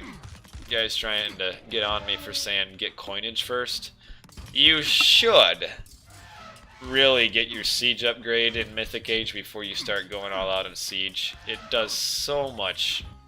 It just improves so much, especially Egyptian catapults, because it gives more range too. Should really upgrade his siege. Is he getting it? No, but he's upgrading Tusks of Epidemic for his elephants, and Joe's coming down here and is about to find out the bad news that this gold mine is occupied, and he's only got this one left with 3,300 and a really poor trade route. Getting his trade upgrade. These villas will probably all die. I don't know if Joe can, yeah, see, look at Joe's economy. He has no economy. reDo is floating quite a bit of resources.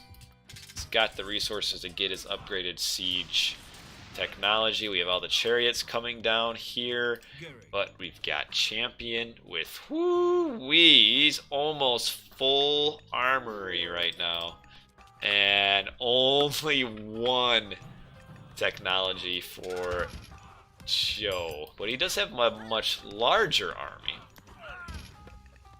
reDo did finally get rid of all of his boats, so that's good. But yeah, it needs to get the mercs over here. As soon as the mercs show up, I mean, and even reDo losing these vills isn't a bad thing, because he's kind of out. He's over vill popped right now, and just like to see some pushes on the sides here. Vills fighting each other. The chariots shooting away at the tower. Take a look at the stats for this. Yeah, the bear. I like the bear. Just kind of. Oh no! Now he's gonna. Oh, poor bear. You shouldn't have. You should have just watched. He had to get involved. But man, look at the stats on these upgraded mercenary cav. We're talking 51% hack, 59% pierce, 247 hit points, 15.2 attack. That's huge. These units are so good. Joe is not going to be able to kill this Migdal. Here comes some more Vils to throw their lives away. The chariots are slowly dying. Son of Osiris coming down with his lightning rod. He's got a little more HP because of the technology research, but Joe's throwing away a lot of Vils, and he cannot afford it. reDo can. So this little trade here is going very well for reDo. And the chariots are shooting at the siege tower, so that's not good. Yeah, he stuck around for a while. He stuck around. And we've got, so while this fight's going on down here, we've got a couple elephants coming in. The villagers are getting on these unprotected siege. And we've got red villagers on the blue siege. And we got blue villagers on the red siege. And no real army of either side. And we've got almost fully upgraded elephant. 652 hit points with just champion to go. reDo is getting Book of Thoth as well, and he's got these this building is fully upgraded, so villagers are plugging away and it's not working out. I'm not surprised with reDo, but he's not potentially, he's going to. I'm not surprised by that. reDo's a really good player, and even though he went 4-3 in group stages, all 3 matches that he lost were 2-1. So that is it. That's GG right there. Joe has to tap out after a very good start. I feel like Joe just allowed himself to lose water too soon.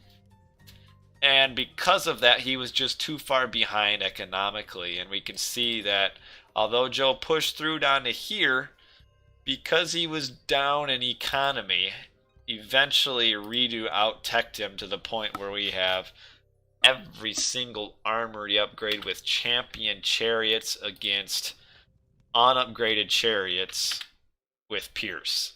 So like we could just compare the stats here. It's 48% hack, 41% pierce, 117 hit points, 13.6 attack, 9.35 attack, 28% pierce. I mean, look how different these statistics are in these units. That's big. That is big. So take a look at the post game. I actually think the resource screen will tell us quite a bit. But let's give reDo his win. So reDo up 2-1 in this best of 5. And looking at civilian count, yeah, Joe just did not. Yeah, he did not value the water enough.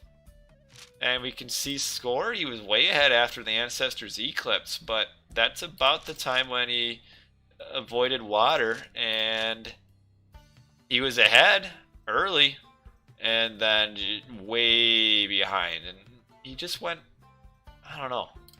I feel like once you get you secure your 3rd town center, you just make sure you don't lose water. So Joe went a little too heavy on land, and he didn't have any siege, so he couldn't push anywhere. And then he lost water, and then reDo out-teched him. So that's game number 3. Let us move on to game number 4, which is Watering Hole. So probably another Egyptian war. Set v set. All right, game number 4. On Watering Hole, we've got set versus set. We have reDo making it consistent, spawning on the bottom right. We've got Joe on the top left. Joe is up against a wall here. He is down 2-1. This best of 5. We are in the single elimination portion of the tournament. Joe inefficiently shooting his gazelle as far away as he can from the granary here. And reDo doing a little bit better. He's sending a a pharaoh forward to get on the scout, or the priest I should say, because getting map control is very important. I mean, this is the rhino spawn in the middle is really juicy. On the other hand, sending the pharaoh forward is losing out on 20% empowerment. And gets on. Okay, pharaoh coming forward for Joe as well. Hyena does just survive. Now, I think that Joe will get this conversion off in time. And now this trade is going really good for him. So the question is, does this conversion come before the priest is pegged down? It's gonna be close. And Joe is sticking. He's gotta run. He's gotta run, trying to heal up the pharaoh. Actually, it is really nice to heal him up like that. That was really good. Keeping the pharaoh just out of line of sight so that he doesn't attack. And now the pharaoh can heal up the priest. And we're gonna be back at square one here. Everybody healed up. All that fighting for nothing. The hyenas are dead. The heroes are healed, and reDo is coming down here to gather from, well, not gather, but to convert those rhino. And it looks like Joe will just go on to the water buffalo. Hey, it's Frankie. He's gonna go on to Frankie down here. Frankie, my son's stuffed animal. That's technically a bison, I guess, is Frankie, but we'll call it a buffalo. And so kind of a trade. In the end, it's all equal, but reDo is still staying forward here. Will he stop this conversion? He might. He might. Yeah, that's the bracket. So actually, if you do Discord exclamation point league, you'll get the league information, which went through a regular season of 7 weeks. Does stop the priest converting, and now we're in the playoff stage of the tournament. Yeah, what's up? Not Link, League, League. Sorry about that. And so reDo pushes Joe off of the conversion, but at the expense again of 20% pharaoh empowerment. So the priests are converting animals, so that's one of Set's actually big trademarks, is the ability to convert animals. And at this point, it's kind of unique that by the 330 mark, we've only had one animal converted. So yeah, he moves them down here so that it's basically, there's two things you can do with your converted animals. You can make it so that it's perfectly safe gathering, as we see here, or you can use it to gain map control early on because you have an army of animals and the opponent has an army of nothing. And that's what you got. So you have him actually coming back and just feeding off of it, which is kind of, I don't know, not super great because Joe is also hunting as well. Looks like Joe's going to be grabbing an early town center. Oh yeah, they're meeting her. This is only the top 8. It's the quarterfinals. You must have missed the 7-week regular season. And we've got 2 priests here. Joe is aging up 70%. And 26. This is probably, I think, the difference of having the pharaoh go back right away. So Joe had the pharaoh go back after this, and reDo kept the aggression up. I think given the situation, it was better just to let Joe start converting, as Joe is coming forward a little bit slow to move. He's going to grab this forward town center, which is pretty standard in this matchup, but a little bit slow in getting his units there. So we can see like he aged up at 445, but really isn't going to be building it until 5 minutes. So he really could have just made another villager and then moved slightly slower. Pharaoh is not used anymore. The problem, I mean, you don't really use, set players aren't really using animals in big fights anymore. It's actually kind of been a transition over into using animals as free hunt. So you don't really see the feral used anymore. Man, this is a... Look at this town center positioning. Whew. 2 packs of 4 rhinos. That's 4,000 in hunt. And then you've got the water buffalo down here, 4, 8, 12, 16. That's 6,000 hunt around this town center. Now the question I have is, why is reDo converting his own hunt? With reDo getting map control, with this feral going forward, he probably should have been converting this hunt earlier. So instead he's taking, because when you convert an animal, it loses food. It goes from 500 to 375. So, or each animal he converts, he's losing 125 food. So this is a little bit on... I don't like this. He's basically taking food from himself. Kind of weird. But yeah, both players are doing exactly the same. It'll be a semi-quick heroic into some heroic age fights, into probably a third town center, and then trade, and then we'll just kind of go from there. Are any of the town centers in water range? Well, this one is. And this one is as well. So we do have 2 town centers in water range for late game mythic siege ships. You're here to spoil the game. Well, don't. You're here to watch the game and have a great time with us all. Well, watch your idleness. There you go. There you go. Not too bad. Let's take a look at the economy here. reDo getting husbandry. And coming forward on this hunt here is actually really good. Joe a little bit out of position. He did kill a killed a second one, and no more hunt for Joe. reDo will have to fall back, or at least should. Oh, watch out for your pharaoh though. Don't want to lose him. Always path blocked, and we have shifted the animal of. Oh, and that shifted back. Oh, it shifted the animals back, so that will end up killing all of reDo's army eventually. Kind of hard to figure out what where the animals are. So shifted forward and then shifted back. The priests are down for everybody. So in the end, it's kind of an equal trade, but Joe still has all of his animals. So, and where are these? Where are you going with your animal? I think he misclicked and clicked on like the hyena or something. And now we've got all 4 of these rhinos ready to be eaten. And reDo is down here. Both players have lost their pharaoh, which is pretty important. And neither are aging up yet. Pretty soon, Joe getting pickaxe and husbandry. And reDo already has pickaxe and husbandry. And we've got the hyena coming in the back here for Joe is scouting the rest of the map. reDo has almost no... This is like the worst scouting you'll ever see from a set player.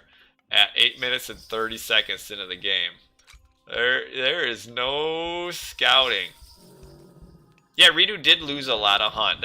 Actually, in the end, that trade was not super good for him. I think he did kill a couple Vils, though. But somehow he lost, or was idle. They popped? Or what? What's going on with their flat line of Vil counts here? Kind of weird. I know they aged up. Okay, I wasn't even... What was I looking at that was flatlined? I don't know. I was looking at all pop. Never mind. Looking at civilians. Okay, so Joe is idle for a little bit. Alright, all resources. reDo is ahead just a tad, but it's pretty even. reDo is up. Heroic a little bit quicker. Pretty defensive gold mine, or Migdal here. Oh, here's a difference.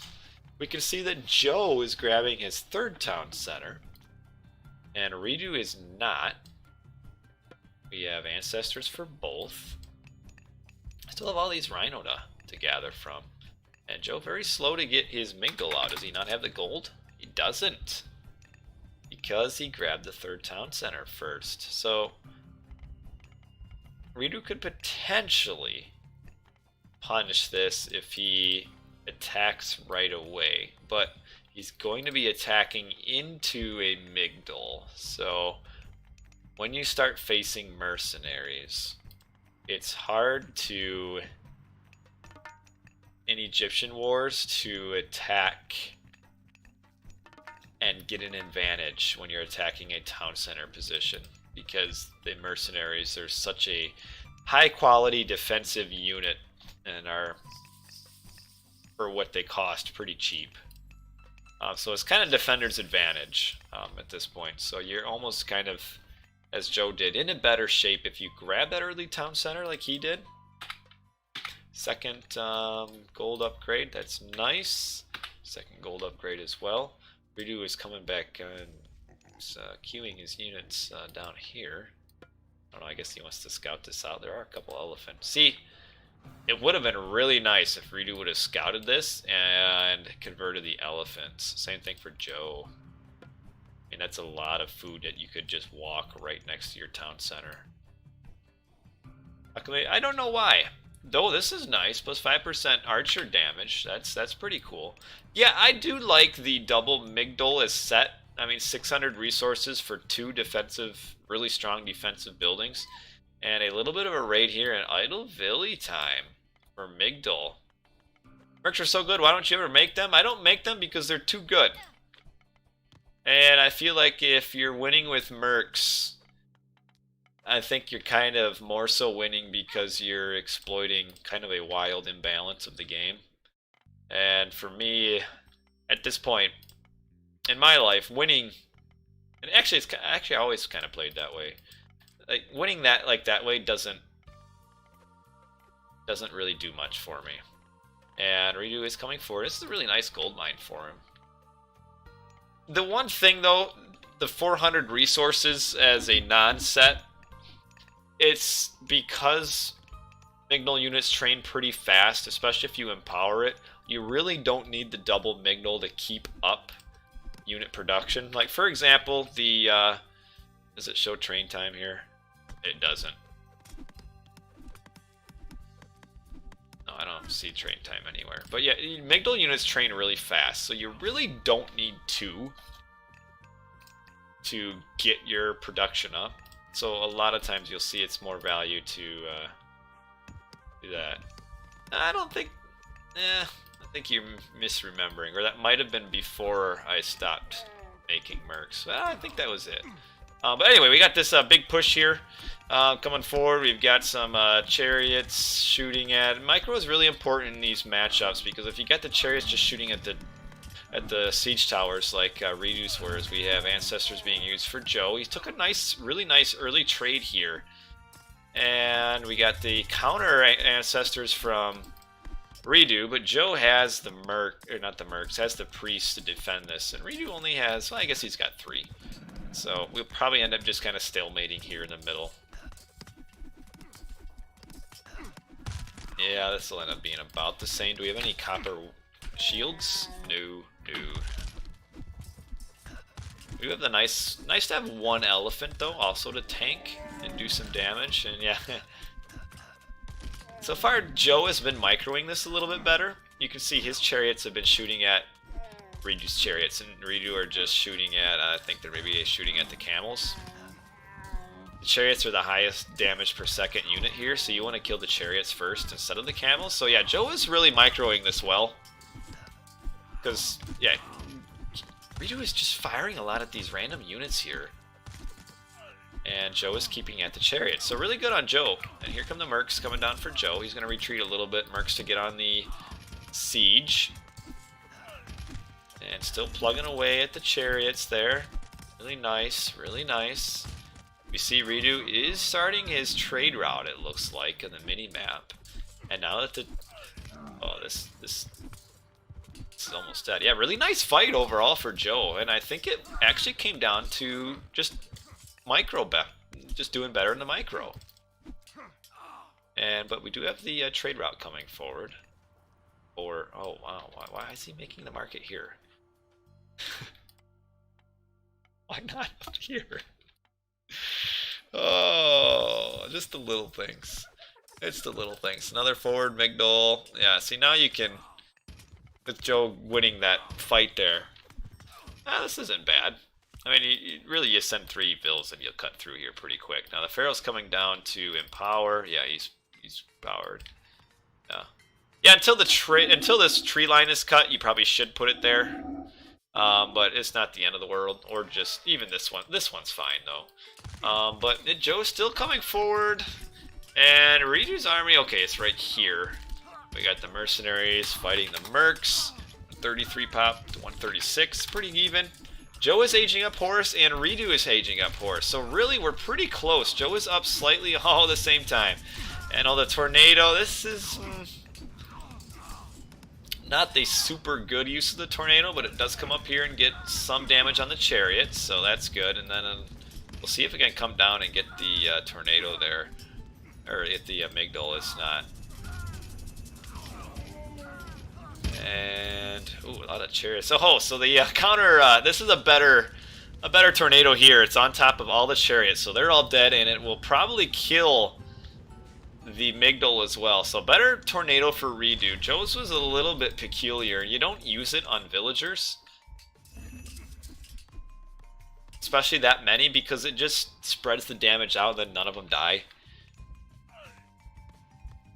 And now the god power trade was really good in reDo's favor. And yeah, a couple of water. This is where I like watering hole late game, because all of a sudden now in Mythic Age, water becomes really important. And a lot of times in games like this, you can steal a win if you're the first player to get on the water. So we'll see if any player does that, because this town center is in water range, and this town center is in water range, and often trade is in water range as well. And we deleted a building to give his trade route a little bit more room. And Joe is now kind of taking control of the middle here. Once again, military upgrades, just one. And it's a yes, but that's so the upgrade is pretty. That's not a lot of. No, that's not that much. 500 wood at this point is pretty cheap. Wood is the fastest gathering resource. The 200 gold, 500 wood. That's not much. It's well worth it. And we can see that Joe is coming forward, but the crocodile is having a thing to say about that. He murdered one villager, and now this one's coming. Okay, so this is going to give Joe the advantage as long as the Alright, there we go. So the Vil is trying to build this one, but can't move out of the way because that dock was in the way. So now he's getting it. And yeah, so if Joe can just distract this long enough and then upgrade his siege ships, and then you get this, and then you get the town center down, that puts you up 160 to 140 pop. And then you put reDo in a really tough position of how does he make boats now when he's down pop? So yes, the Migdal is in range too. Yeah. And so Joe just really needs to maintain this position here, and would like to see some barracks units coming out. Logo is me with a mask. No. Got some barracks units coming. The one downside. No, the TC cannot see the dock because he doesn't have any line of sight upgrades. So the one downside, so Horus Spears are awesome. The problem is, it does require a lot of resources to get to the point where they're awesome, especially if you haven't been making spearmen. So in order for reDo to get access to awesome spearmen, he's got to pump a lot of food into these upgrades before they get really good. So we'll see if he's able to really get to that point. I'm not going to be able to play any 1v1s tonight after this match. So we can see from reDo, he does not have any line of sight upgrades. And this is, again, knowledge is power, and I like the line of sight upgrades. It can save games by seeing what's going on, and I don't know why reDo never decided to grab these. Is Hippopus or Merms better? Hippaspis are better. Yeah, here comes the siege, and this can just immediately turn the game into Joe's favor. reDo's got a slight score lead. That's because he, I think, probably had to trade out a little bit sooner. He is empowering it. Oh, they both are. Okay, Joe fixed his markets. So Joe just needs to survive, which he's doing. And he's going to... Yeah, this can almost instantly turn the game around. Because he's going to be a town center ahead. And oh, watch out for your Vil, though. Oh, where's it going? Get out of there! Get out of there! Don't let him know, because if I'm reDo and I see a villager here, I'm gonna suddenly be like, oh dang it, water. And we'll see if he. I don't think he noticed. These Vils coming down to build docks? No, it doesn't look like it. And Joe is taking control of this side of the map here. Not a big deal, but actually having control of this map, though, actually this corner, actually is helpful. As long as he walls this off, because it's going to keep these cheeky docks from coming in from reDo. So this is really good. Really good. Yeah, this Vil survives the crocodile, survives the town center. He actually is a hero.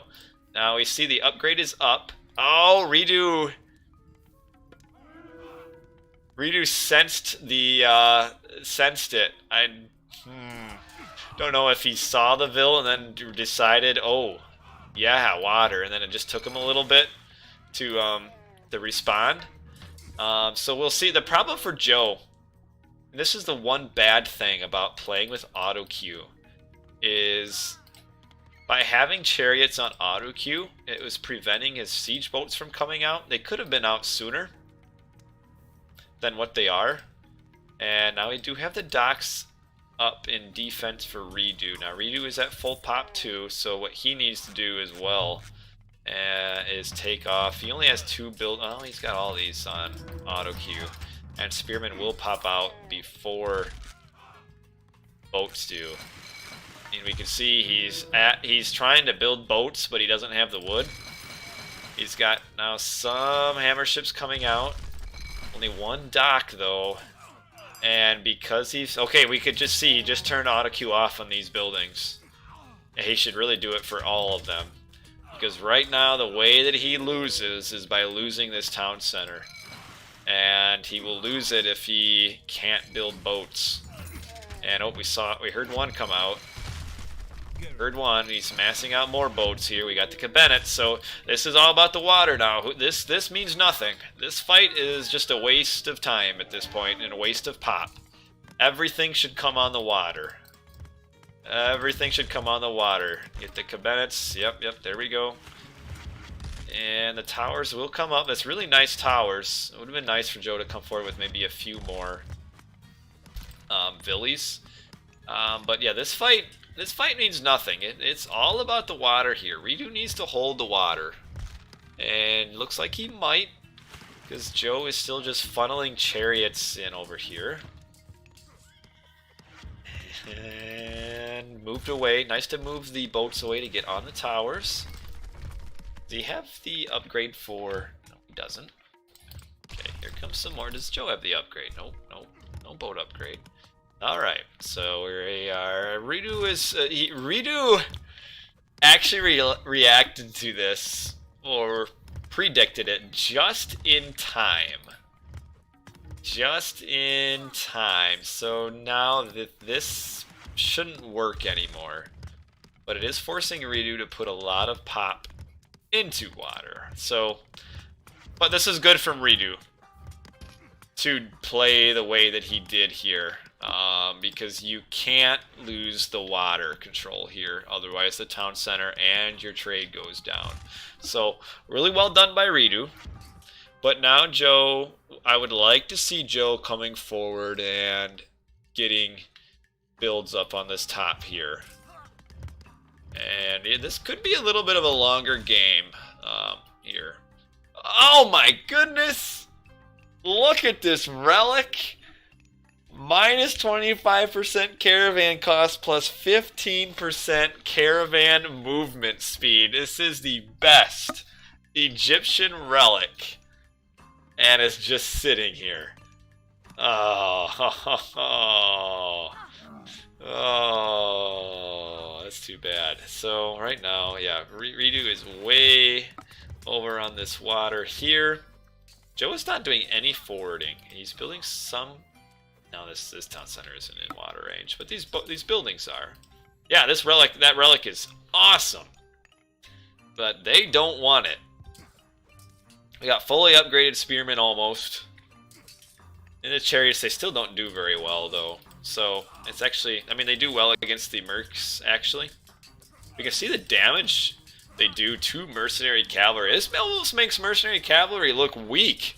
Look at these spearmen just mowing through these relics, mowing through these mercs. buff mercenary cavalry, yes. And now reDo has dealt with. Oh, whoa! Joe going all out on these. Did he actually get the cabinet up? He did. I like it. The heavy cabinet upgrade. Plus 4 ranged attack. That's a good upgrade. Plus 58 hit points. This is a really good upgrade that you almost never see.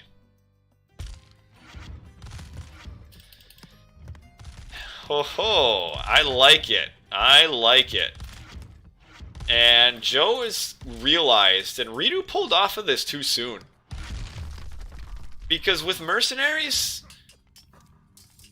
Joe can just sit, Joe can defend this for a really long time. So reDo falling off of the ladder here could actually be really big if Joe's able to take control of this. This is where you win and lose the game, right here.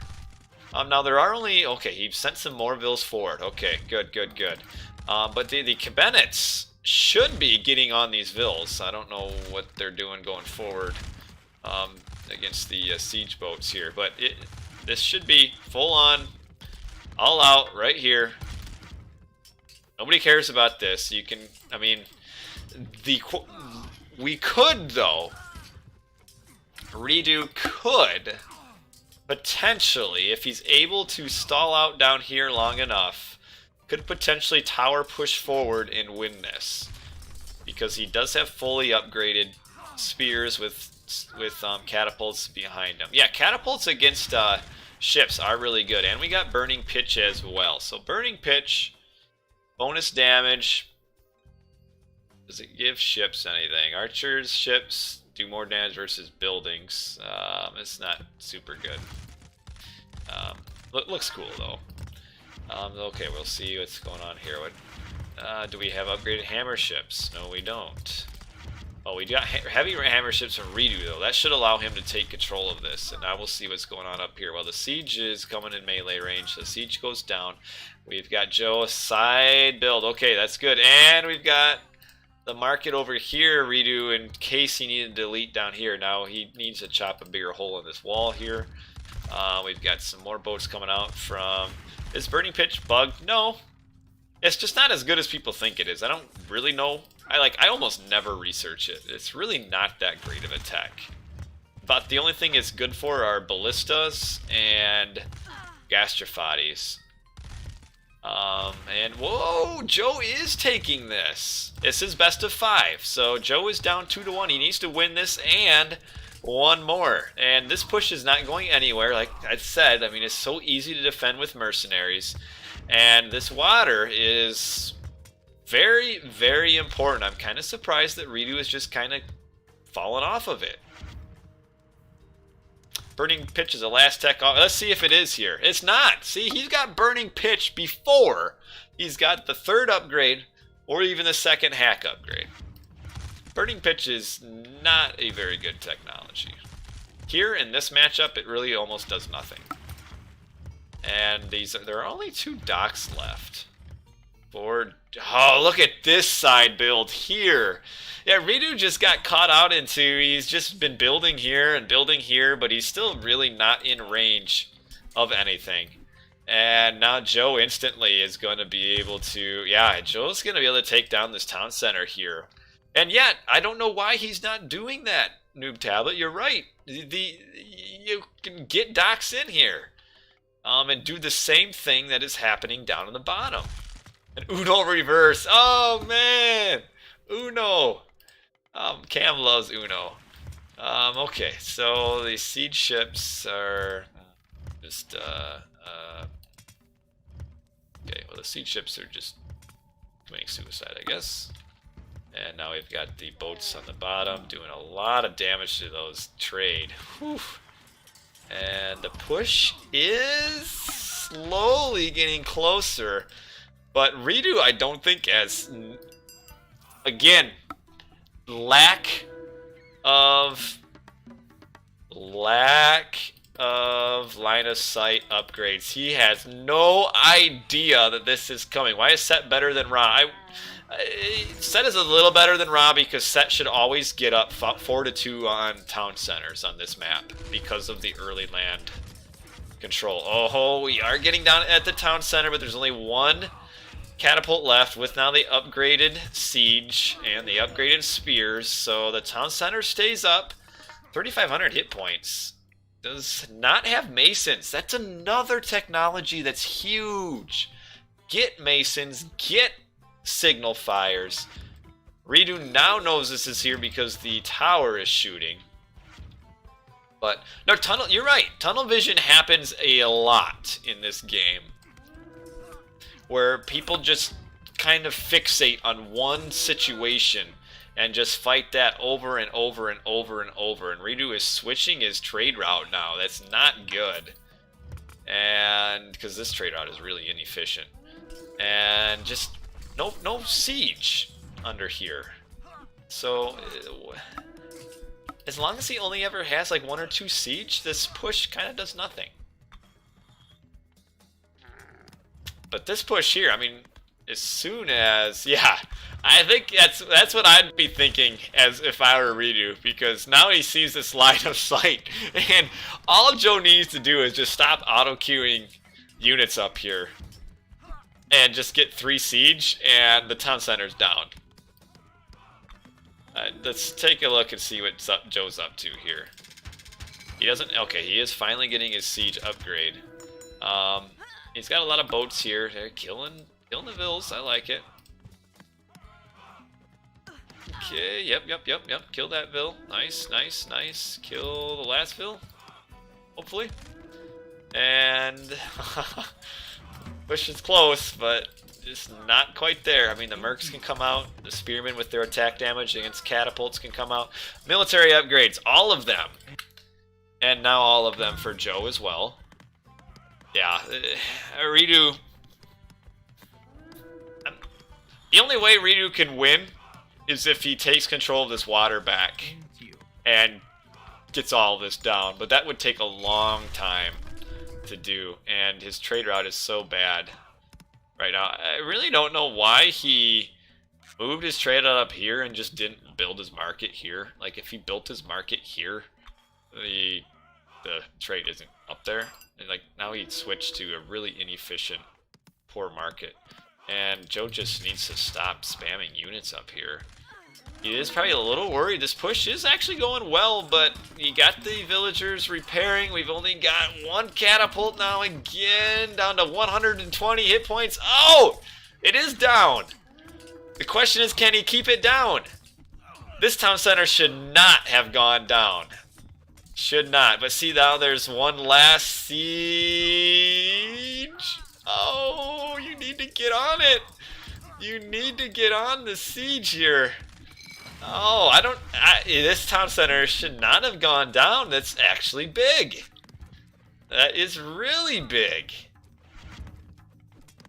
Can Joe hold this spot? He's got a lot of towers. He's got, see, now Joe needs to delete all of these cabinets. I mean, this is, thank you for listening. That was so many ways to, see, now here's the thing. Even though his town center is down, Joe is going to be able to take this town center down pretty easily because there's no way he can get at it. So Joe kind of cost himself. He stayed on the water a little bit too long. That's why he didn't have the army to kill the siege. So Joe is going to get this town center down. reDo hasn't even noticed. And once this town center goes down, I think, okay, now reDo noticed. We'll be able to repair for a while. Do we have crenellations? We do. Yeah, see, just gets absolutely hammered. And we've got the mercs trying to come over. We've got spears. Got to finish this wall off. Got to finish this wall. There we go. Nice job. Nice job. So the wall finished off. reDo has the Titan gate. Is Joe getting a Titan gate?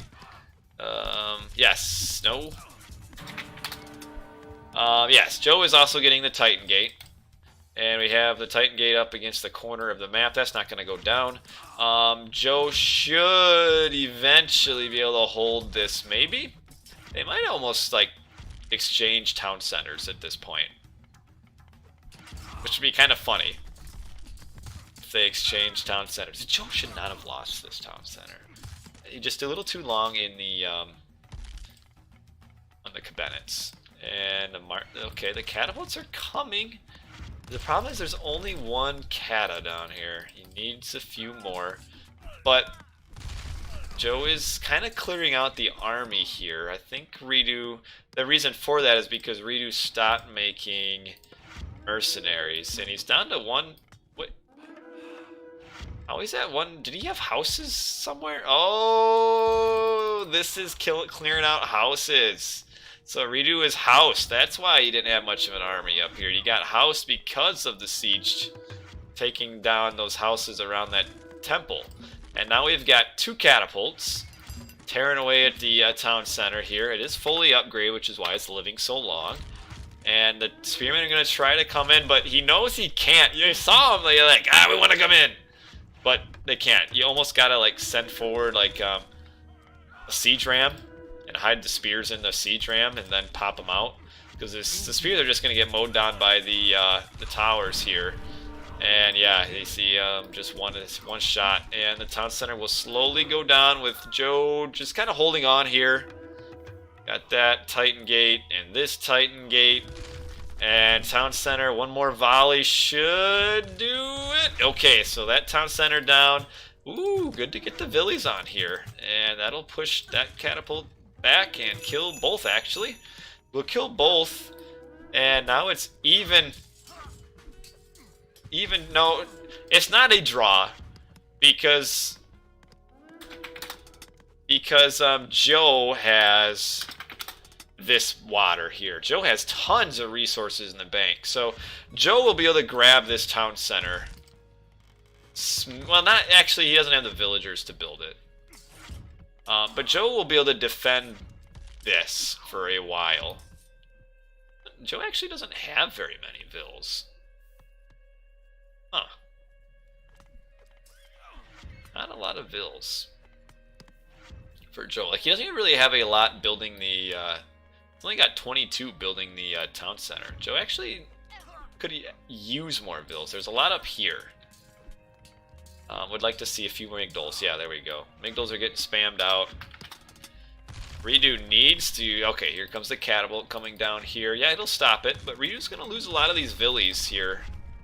And we only have one dock. We have the siege ship just killing, I guess, the lumber camp here. And... Oh, reDo got... Did he delete his... Oh, he lost his market up here. Did he delete them, or did he actually lose them? Because now he's... Oh, no! This is big.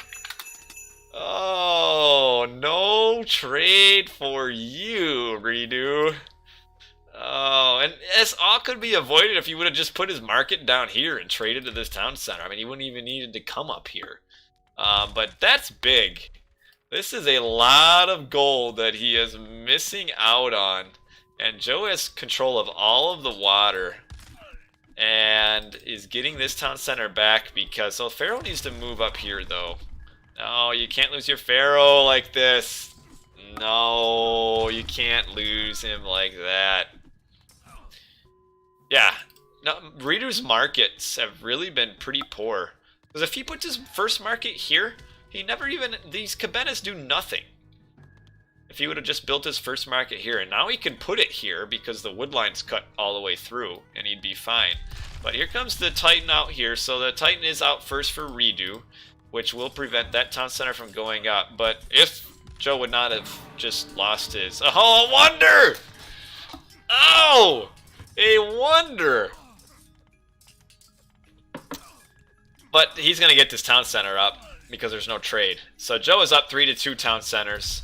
And eventually the Titans will they will just cancel out, and Joe has full control of this map. So I don't think, he did fix his trade route, I don't think reDo can hang on for the 10 minutes. I really don't think he can. Because Joe's going to go up 4-2 town centers, and he's already in position to start attacking here because he has all the water control. So like this here, Joe will probably end up tearing it down, but it really doesn't matter at this point. No big deal that these towers sit here. Like really, Joe can just kind of cancel this and just push through the bottom here. And the Titan is kind of lost in doing nothing here. He's kind of just stuck in the middle. And we've got these catapults coming forward. If reDo doesn't notice these catapults, they could flatten this town center. And Joe making his own wonder. And yeah, the reDo, even if he notices at this point, it might be too late. You got a lot going on. He's got a Titan to manage. He's got this to manage. No, actually, that's about it. And he didn't notice. So the town center is going to go down. That's not good, because that's going to be idle trade for a while. And no, he notices now, but it's kind of too late. That's going to hurt reDo's economy again. We can see he has no economy because he's putting all of this into the villagers, and we've got a catapult up here. Yeah, Joe is just firm control of the entire map now. And the town center will eventually go back up, but the damage will have been done. You see this catapult has destroyed the market. reDo will get the runner up first, but it doesn't matter. And oh no, not even paying attention to his Titan. Oh, so many free hits. Oh no, we're at 6,800 health to 5,000. Oh, reDo just wasn't paying attention there. So Joe wins the Titan battle. reDo, yes, reDo did lose. There's no way he can come back at this point. He's going to be down 4-2 town centers with a Titan that will still have 1,700 hit points. So this Titan will be able to come down and probably just insta-kill the Wonder anyway. So yeah, this Wonder doesn't matter. It's going down. So we've got, yeah, 1,700 hit points left. 4-2 town centers in a jiffy. This Titan can really go down here. You know, I've thought many times of putting new relics in. The hesitation for me has always been, do players really want new relics? Do people want to play Age of Mythology with new relics? Because they're super easy to add in. I mean, it could be anything to put in new relics. But yeah, so reDo just hanging on here for just cause, I guess, wanting to wear Joe out. But yeah, Joe can just come down on this here. What are ideas for new relics? I mean, there can kind of be anything. I mean, you can have units to spawn. You can have all sorts of stuff. I mean, 20%. Yes, 20% stronger mercs. Yes, that's good. The little building block here. I don't know why he's retreating. This is kind of weird. I mean, just go through. I think most of the current relics are pretty good. The problem is you can't have them all good. So it's nice to like have a little bit of RNG in it where some relics are bad, because there are some civs, aka Egyptians, that can gather all the relics first, and even Atlantean could if they really wanted to. But yeah, this Titan's gonna take this town center down, and there's 7.5 minutes to go. There's only like one that's pretty useless, maybe two. Yeah, this town center down.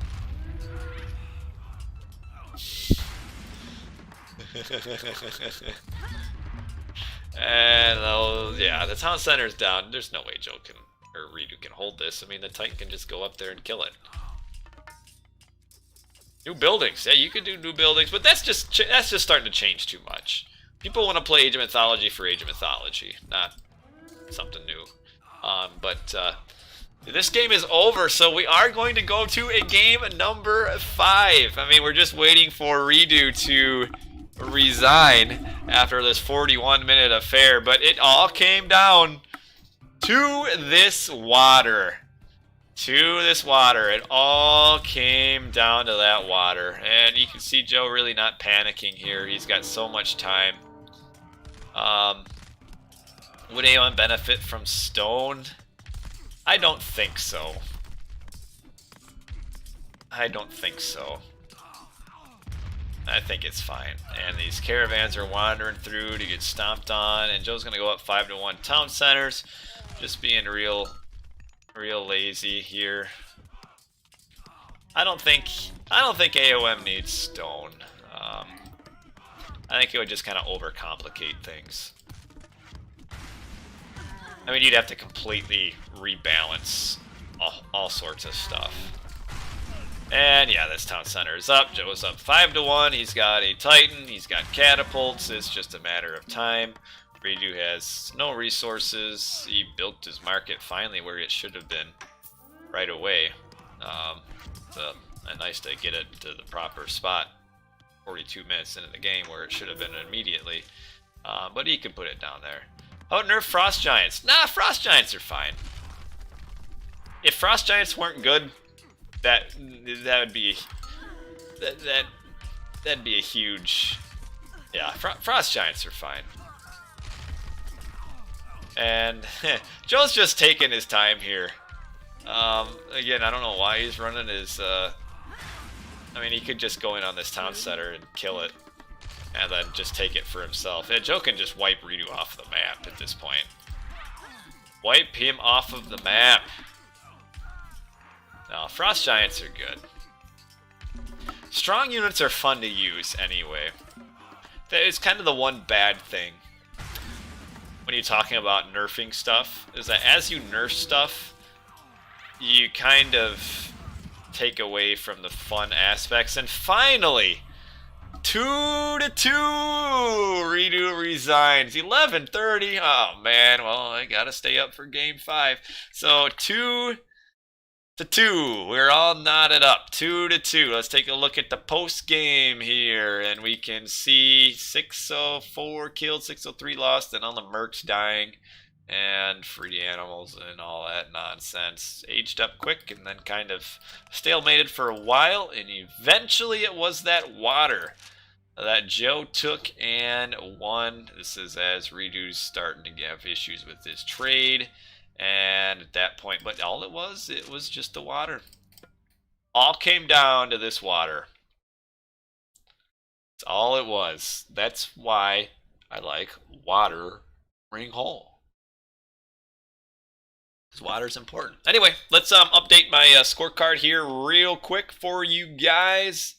And we had a set v set mirror. Hello, hello. Hello, nice to have you guys along with me. Let's get set in for this set mirror here on watering hole. Let's get the Isises in for our Isis mirror on Midgard. And here's Isis. Here is Isis. We had reDo win on Midgard. We had Joe win on a watering hole. All goes down Anatolia. And Anatolia, historically, Joe has done really well on Anatolia. So, we'll probably see Egyptians on Anatolia. I know some of you guys don't like Egyptians. I like Egyptians. It's fun. I prefer Egyptians without mercs. So, I like my Egyptian more than everybody else's. But that's okay. So yeah, we can see Joe won with Odin. reDo responded with a win on Alfheim with Oranos, and then reDo won the Isis war on Midgard. And then we have the set v set, which we just watched on Watering Hole, with Joe eventually winning. And we move on to Anatolia. So it's late. Let me get my last drink. Water, can't beat it. And move on to game number 5. It's it. This is it. The winner moves on to face, spoilers, Skady. And the loser is done. So, game number 5, Anatolia. Let's go into game number 5. ISIS versus ISIS. Okay, well that's expected. ISIS versus ISIS on Anatolia. We got reDo in the color red on the top. We've got Joe blue on the bottom. Joe always wins Anatolia. We will see if he will win Anatolia tonight. So, starting on the board for Joe, starting on the board for reDo, we have them going opposite sides of the water. Okay, that's kind of fun. And we have, I saw the town centers are smack dab in the middle of the map. And, oh, this is the low gold mine spawn for Anatolia. Now, I don't mean so you always get 2 in your base, but the number in the middle can vary, and we only have 2 per player. Only 2 per player. So gold mine, gold mine, gold mine, gold mine. Yeah, you're right, Noob Tablet. I saw it. It was really cool. Redoing that. Yeah, I know you always get 2 in the base. But we got the large gold. There's only 2 in the middle. Oh yeah. And you checked map script. Yeah, I did check. I used to think it was 50-50 for some reason. I never really realized that you always get 2. I think it should actually be changed. Sometimes 1, sometimes 2. Variation is good. Anyway, so what are we gonna see here? ISIS v ISIS. Probably a little bit similar to Midgard, as far as not a whole lot of early fighting, you know, some cabinets just to get some early idle time, but even though it's faster to fight on this map, because you're so much closer, it's almost worse to fight in a way because of there's so little water, you can't really avoid the docks, these cheap 50 gold docks. What an imbalance. Your free houses, fishing ships that can build docks. I mean, man. So yeah, we'll see how much they really put into water, because there is a fine line on Anatolia. If you go too heavy on water, you're gonna win it at the expense of losing land, and then you lose land and you're losing 2 town centers, as well as access to gold. And then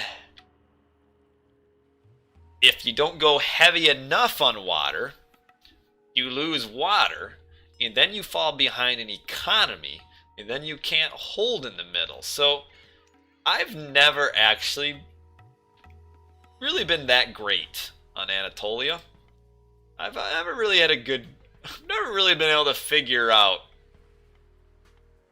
the that fine balance, and I kind of struggle sometimes. So it's hard, because it's just there's such that fine line. Better to fight both sides or win one side. Again, it goes into, if you fight both sides and it takes so long to win a side, it would have been better just to win one side. So it's hard to say. I mean, against the Egyptian, it's tough. Now, it looks like Joe is going to maybe stop reDo here. Oh, he's got to pay attention. Oh, okay. All right. Yeah, Anatolia is the best map for ISIS. Joe is a little bit ahead in this fight. And he got another pick right here. reDo having to send another one. I don't know what the answer is, Ozone. I think, in my opinion, I think it's always better at least to put docks down. because it forces at least the defensive cabinets to be made. Now, when it comes to water, yeah, Bill is savage. So the people always complain about the cheap Egyptian stuff. I don't think it's really that imbalanced. I think docks could maybe be up just a little bit. But one thing you have to remember: Egyptian villagers gather slower. The empowerment does help, but as Isis, there's only one spot. Now he does have cheaper techs too. But the one thing to remember, because they do gather slower, Egyptian ships cost more than everybody else's, because it's the same price for the same value. You're getting the same boat, mostly, though even Greeks are better. But 100 wood, 50 gold, it costs more for Egyptian than it does for any other civ. So once it comes to actually like fighting water, it's a little bit worse for Egyptian. But here, this is a really good map. Having said that, the cheap dock spam is really strong on Anatolia. Probably a little too strong. But like on Medit, 100 wood, 50 gold is the same for all, isn't it? No, because they gather at different rates. Egyptians gather the slowest, so 100 wood, 50 gold is more expensive for an Egyptian. And here we go, we have a double bast here. Empowerment helps, but overall the economy is still worse. And we do have these boats down here. The question is, see, just putting a dock down here is forcing out some cabinets. Now, it doesn't look like there's a whole lot going on. Now, we have 3 cabinets up here. But yeah, I mean, Egyptian is the best on Anatolia, and I'm not disputing that. Midgard, I don't think, is necessarily as whitewashed as it's 100% Egyptian. I think Egyptian is still really good, but I think other civs can do stuff. So yeah, they are just going straight heroic. That's pretty standard here. And the question is, how much do they really put into water? Not a whole lot. We just saw this villager just get absolutely batted by the cat, and she's gone. Pair of golden lions. I'm not gonna do much here. We've got Joe fighting on here. Fighting for water, Midgard's a mistake. Well, Joe didn't fight enough for water, and he lost because of it. So we'll see what happens here. reDo is a nice boat. I like this. I like this here. reDo needs to go past this dock, though. I don't know why he's so scared of this dock. He can clear out and just get all of these boats idle, come back down, and then go back up again. So you kind of just repeat that over and over. So, well, actually, that's Joe, not reDo. Joe can do that. The question is, though, is this slowing down Joe's age up time? It is. So, having all these boats is great if he uses them. He's not. He's just on this one dock here, and it's not really getting any value. So he's got reDo off of basically 6 fish, but reDo also has Joe off of 6 fish with a little bit less expenditure, and he's forcing Joe to spend more. So reDo is winning these early trades as far as what's going on in water, because Joe is too slow to come forward over here. And now he's coming forward, but because reDo docked on the top first, reDo is going to get a free Leviathan. That's really big, because he can really just make 1 Leviathan and maybe like 2 siege boats, and he would clear all of this out. And now reDo is fully in control because reDo advanced first. He's getting full control of the mid, and he advanced first because Joe put more effort into boats. And we see reDo is now fighting on the bottom because he's got the Leviathan up here, which he hasn't quite. There he goes. There he goes. So actually the Leviathan could actually, with the dock, could clear most of this out. And so that's really high value for reDo. And we're going to see him punch away at this priest here. And so far, I would say reDo has taken better trades on water. Joe has put a lot more resources into water, I feel like. And reDo's got fish up here as well as fish up on the top. So they're about equal in water, with Joe putting more into it and losing map control. So,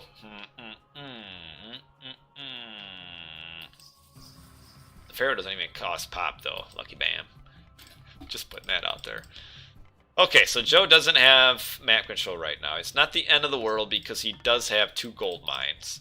The question is, though, if it stalls out and he falls behind 4 to 2 town centers, he'll be in a little bit of problems here. Let's take a look at the post game. Take a look at civilians. It's about even. Economically, Joe is a little bit ahead now. Wonder why he's getting that surge. I think it... Oh, okay, so the surge here is because reDo walked forward, which is a lot of walking time.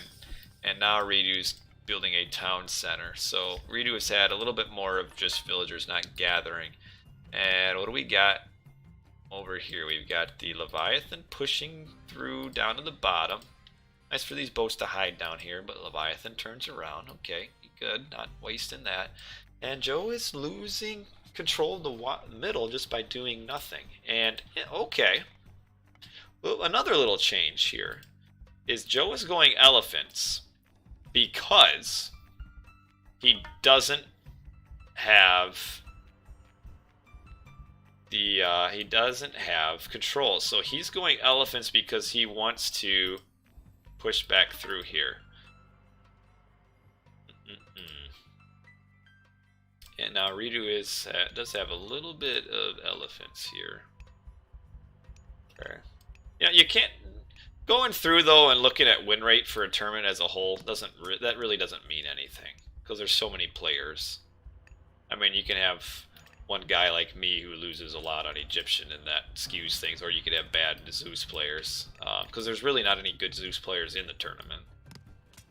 So you're gonna have those results, but. Joe, he almost needs to push sooner here. Oh, Gaia, best. Where's Joe's kind of, Joe, he's grabbing a town center.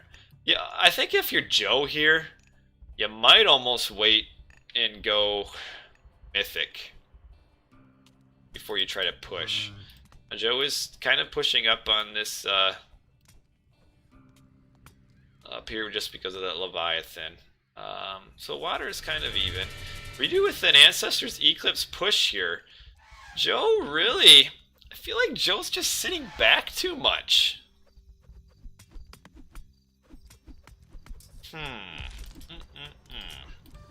Now the Migdal will go down, but he really... I guess there won't be much beyond that. And we can see that Joe is building another Migdal on the back. So this won't be really actually that bad. So reDo actually isn't getting much value out of this. I mean, he kind of used 2 god powers and lost some units just to kill a Migdal. So you kind of question the value. 2 god powers just to kill 400 gold worth of a building. Not really that great. So okay, these docks are idle for now. Joe could probably just Ancestors Eclipse this back. He might have to, maybe. Let's take a look. 116 pop, 127. There are some heroes here, but not a lot. And you could potentially see an Ancestors Eclipse in return. It looks like because Joe's going forward with these siege towers, I think we are going to see Ancestors Eclipse here. Yeah, so the Ancestors Eclipse immediately back.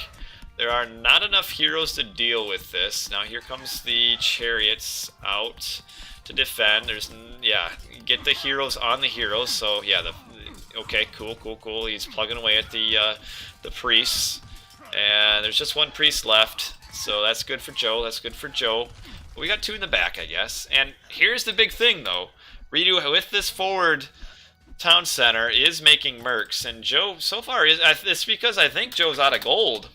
Oh, he has 700. Joe is trying to age up right now. I thought that might be okay, but he's run out of gold, so at this point, aging up is not good. He is going to get on this gold mine, though, but reDo is going to grab both the town centers. So that's why Joe didn't make mercs, is he wanted to age up. But I feel like because he has to go to gold before he can age up, he should have made some mercs, and he would have won that pretty hard. So we've got... How are we looking at the fish, though? Second upgrade, second upgrade. And we've got the... not a whole lot going on up here. Water is still pretty... oh, the raid coming in. reDo does know...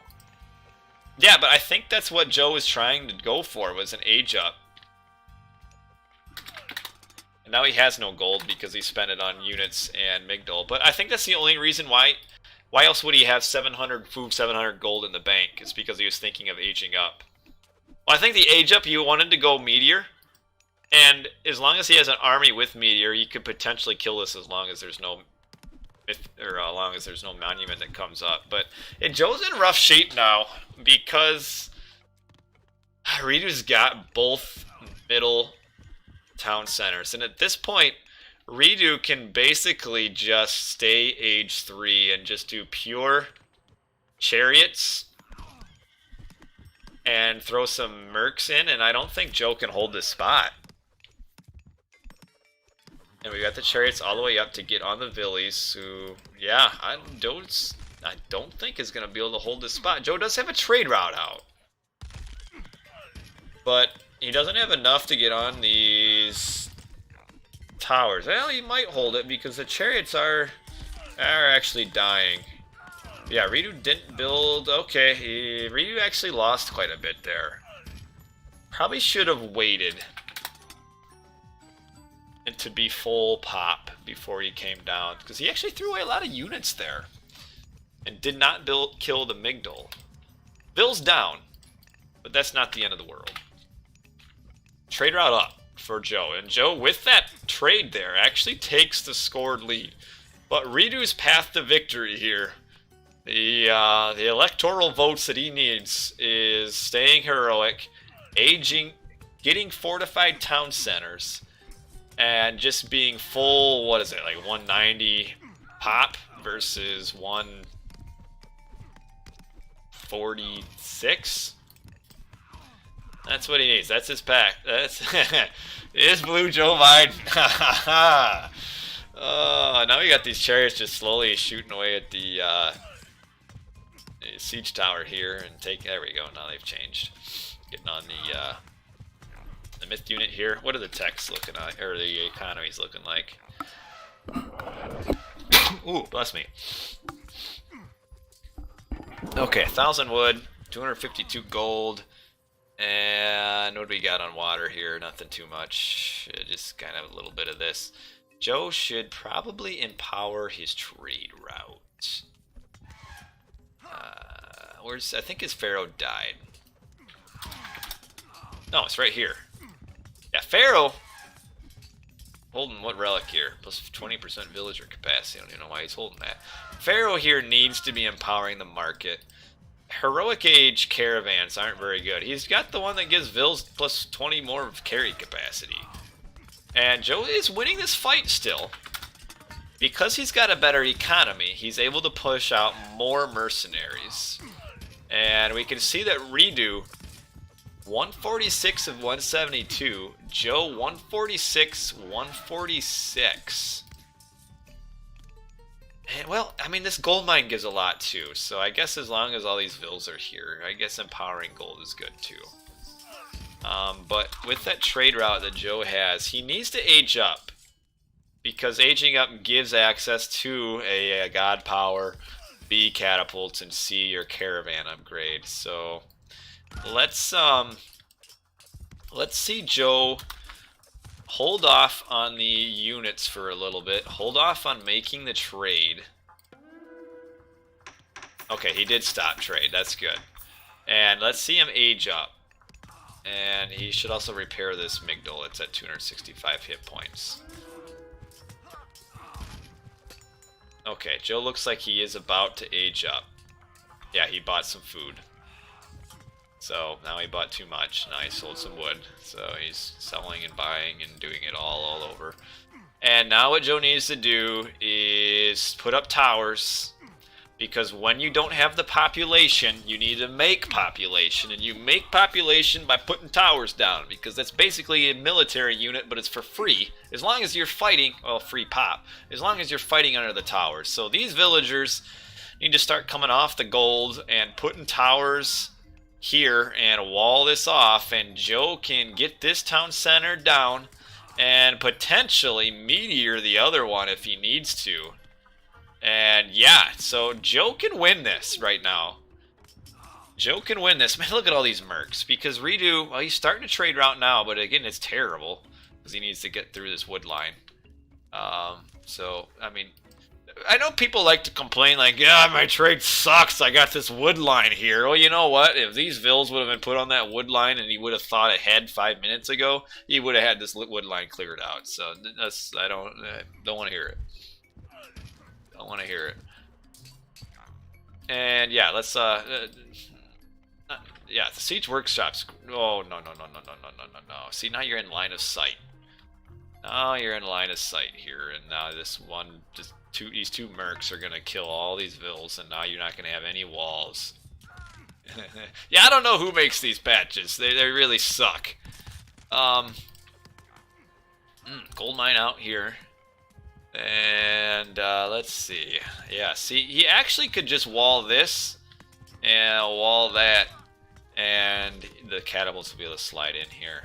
But does he just meteor this right away? Well, he's coming in on this side too. And reDo is at 172, 172. He needs to upgrade his town centers. Oh, the meteor. Where is it gonna go? Where's it gonna go? You usually don't get a meteor killing a town center. Got on the vills. Got on the trees. Got on the vills again. Trees again. And, oh, just one meteor on that town center. One meteor on the town center there. And, okay. Getting the catapults up. Would like to see towers. Your Migdol is of less value than a tower, because your Migdol does not benefit from crenellations. I mean, wall this. Wall this. So with Meteor, here's what Meteor does. So Meteor heat seeks hit points. To a certain extent. There's a little bit of inaccuracy in the Meteor. It has like 80% accuracy. Well, the crenellations doesn't give it an attack bonus. That's what I mean. Crenellations lets it hit units that are moving, but it doesn't get an attack bonus from it. So one tower here would do more damage to mercs than a Migdol. So Meteor heat seeks hit points. The problem with that is that trees have hit points, and so the Meteor will heat seek trees as well. So that's why you get these gathering on the tree line here, because the Meteor is sensing the hit points from the trees and is blasting them away instead of the hit points on the buildings. And then, so you actually had a Meteor hit every time. Building, tree. It's just trees. Nobody wants them to hit trees, so that's why it kind of sucks. But, so a bad Meteor, kind of got a little bit unlucky. Here comes the siege. It's a siege tower for some reason. Would like to see the catapults. Joe has economy to make walls, but he's not. He is not making walls. And now we have the town center up. And, oh, this is on a nice edge here. Oh, here's the tower. But it's up there. No, crenellations does not give Migdols more. Let's see, look. Ballistics, tracking, improve. That's all it gets. That's it. You see, look, it's different. Plus 100% tower damage. Tower, Fortress, and Migdol, and Hill Fort, and Palace get 10 track rating. It only gives more attack to your towers. Sorry you guys thought differently. Alright, well, you got the mercs fighting mercs here. The catapult is in the wrong position. And here come all the siege. So Joe missed. I think he might have missed his timing push here, because what he needed to do was just get, like, I mean, he didn't even need to build this. Just wall this off, and he could have just had 4 siege workshops. I mean, they cost 25 gold. They might as well be free. 4 siege workshops. As soon as he hits mythic, pop out 4 catapults behind a wall, kill the town center. and he was a little too slow. So I think Joe might have missed his timing push, because once reDo hits the 192 pop, which he's at now, Joe is going to have a hard time pushing past that immense population advantage and pushing on a town center without. See, now he's doing the walls, but it's a little bit late, and they're not upgraded either. So the question is, will he even be able to keep these walls up, or the catapults up? Like, and we can see, because the catapults aren't upgraded, it doesn't quite have enough range to get through it. And now we've got the town center with fortified and masons. So one town center plugging away at that is not going to accomplish. reDo is fully stuck in heroic. He's going for the full-on 192 full army hold here. And the catapult could fit back behind here. We've got the siege towers coming in. And Joe has no gold right now. A big raid on this trade, but the mercs here with the chariot should be able to save this. And really, Joe has so much trade, it doesn't really matter if he loses a few. Does have crenellations for his tower.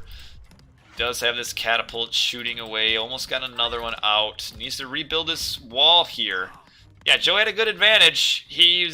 The timing, I think he played it well up to his Mythic Age transition into catapults. This should have been happening. How long ago did he age up?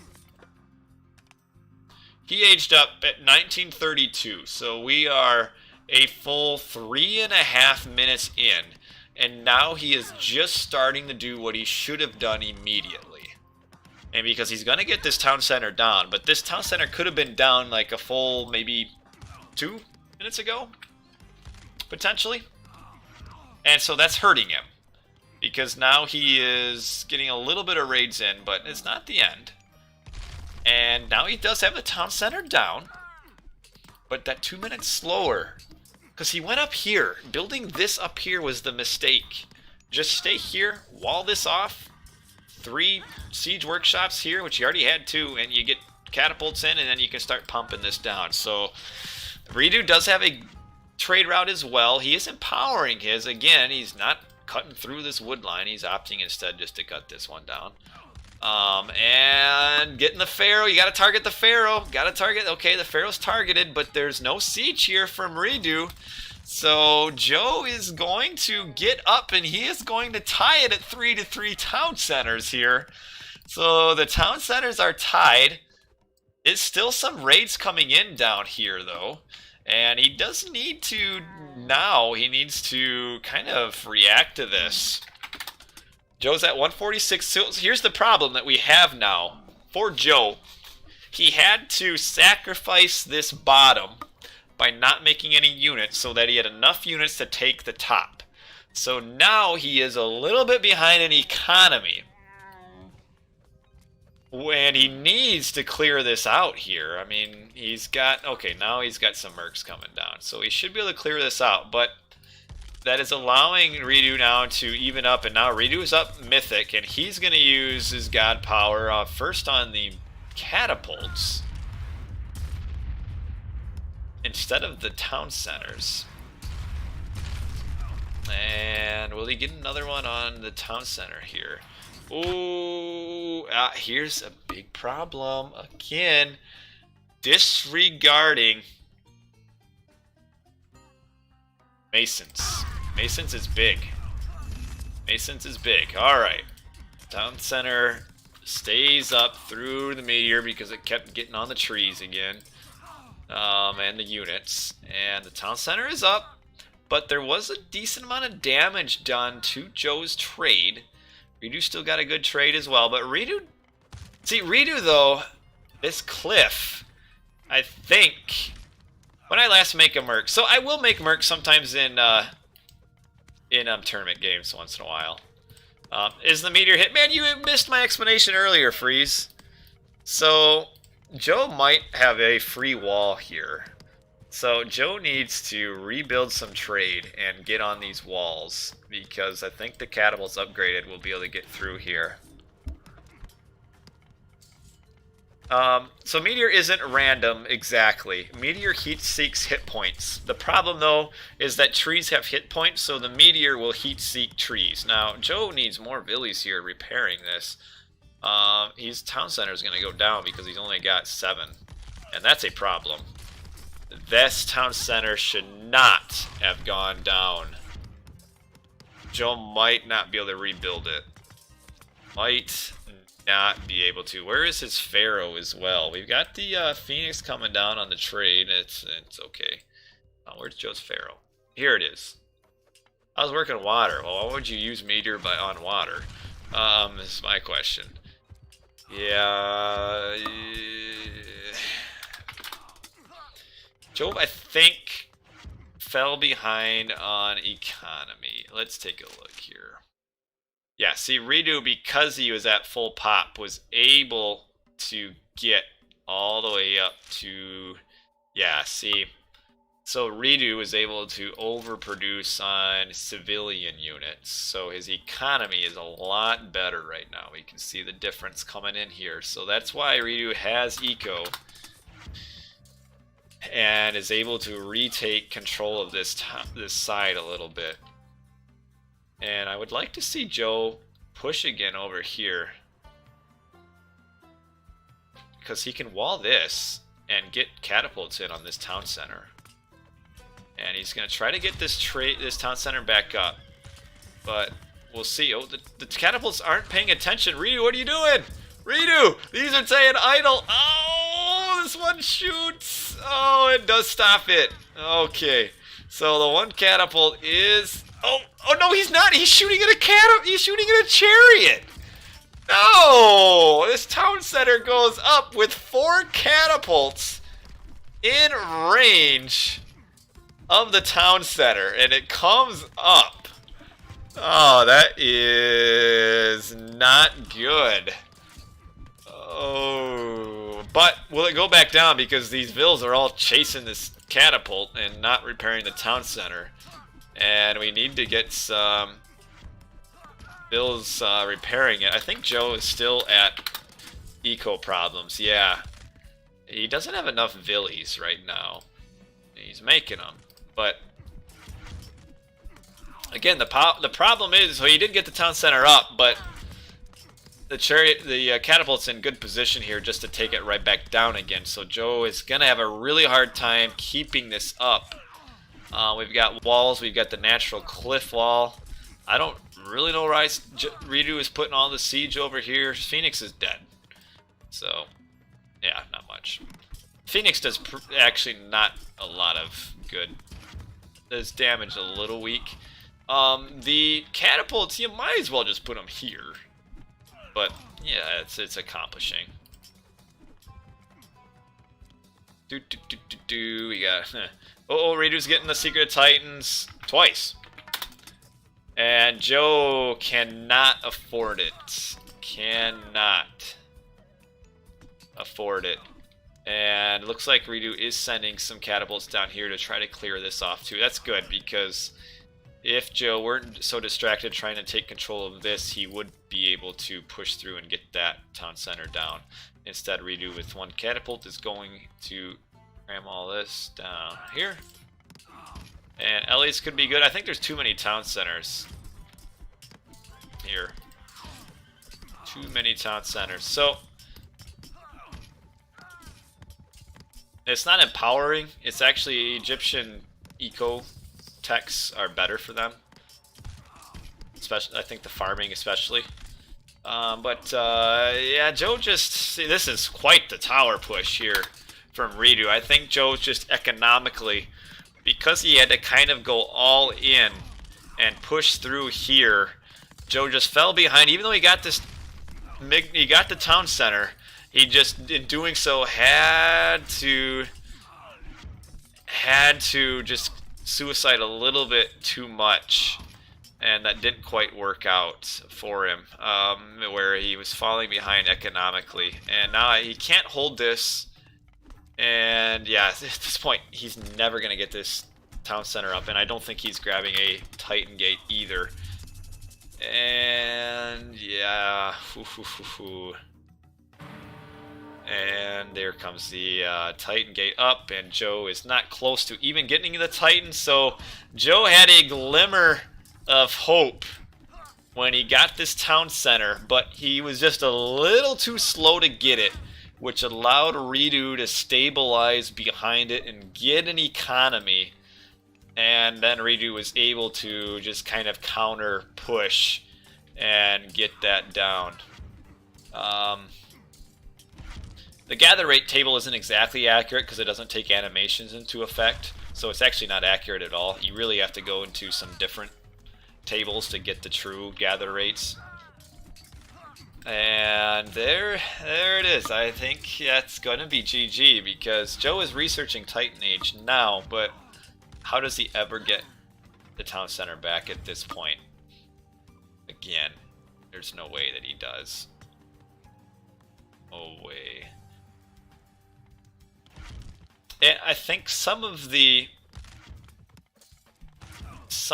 problems that Joe had was because he made a few too many boats on water up here. Didn't get any value from them because they stood there too long. And he just kind of gave reDo map control for free. So Joe was fighting at a disadvantage for most of the game. And even though he set his trade up earlier, which gave him just a little bit of a push in early Mythic, he could not quite get solidified up here. If he would have pushed through a little bit sooner, couldn't quite do it. We're looking at eco or armory upgrades, second line mostly. reDo's got all of them, so Joe's trying to put some towers here to hold off, but reDo is already at 54%. And Joe, you're right, Joe is screwed. We have 54%. Joe still has to build the Titan. He has some economy now. And he's made it, but he has to make the Titan gate within a screen of a catapult. So I don't know how this is quite going to work out here. I do not know how Joe is going to do it. So we're at 2-2. reDo wins this game. He moves on. It's the winner takes all game here. And Joe is going to have to do some sort of miracle to pull this game out. And I don't think he is going to do that. They both have equal. Their town centers are equal. They're in the middle of the map. It's equal. They are equal. Man, you guys are having quite the argument about the Egyptians in the chat. It's great. And the catapults are on the Titan gate, slowing it down at 21%, 22%. I mean, even if Joe gets it up, these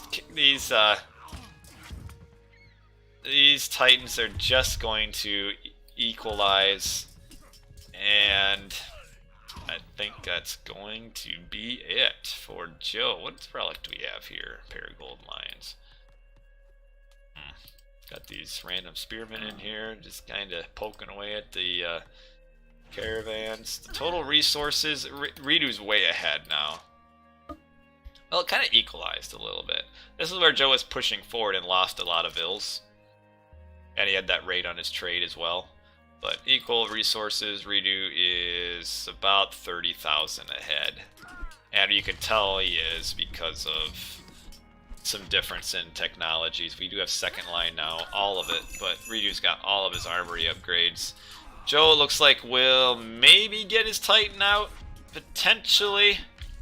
30,000 ahead. 30,000 ahead. Here comes the Titan coming down. Not 30,000. 3,000. No, it's 30. Yeah. 140 to 115. Yeah, it's 30. 30,000, and yeah, there's no blocking here. No blocking at all. Well, now the caravans are blocking it. Getting smashed. Oh, and any block with caravans enough. Maybe. And look at these walls forward on the town center here. Catapults behind the walls. You got the caravans blocking. His Titan Gate will probably go up at the expense of economy. Yeah, it's gonna go up, but all the caravans are going to die here.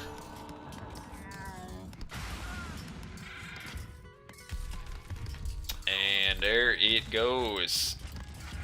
It's down. It wanders down, but town center is down as well. That's going to put it at a 4-1 town center. Disadvantage for Joe. It looks like our second place player is GG. He's out. So our player who finished second place in our last tournament is out. Defeated. Eliminated by reDo 3-2. reDo has defeated Joe. Look at that. 3-2. reDo wins. I'm not entirely surprised. reDo has been playing really well lately, and reDo is a good player. He hasn't been around. He came back, I don't know, a few months ago, a little bit before the tournament started, and reDo's good. And Joe, I don't think has been as active as he has been. But let's not take away from reDo. reDo played this really well. I think...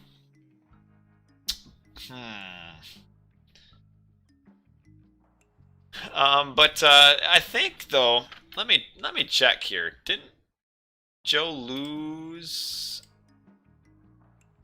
Did Joe lose both water or not? I can't think now. But anyway, let's take a look at the post game. We'll take a look at the... I don't know. I don't watch enough.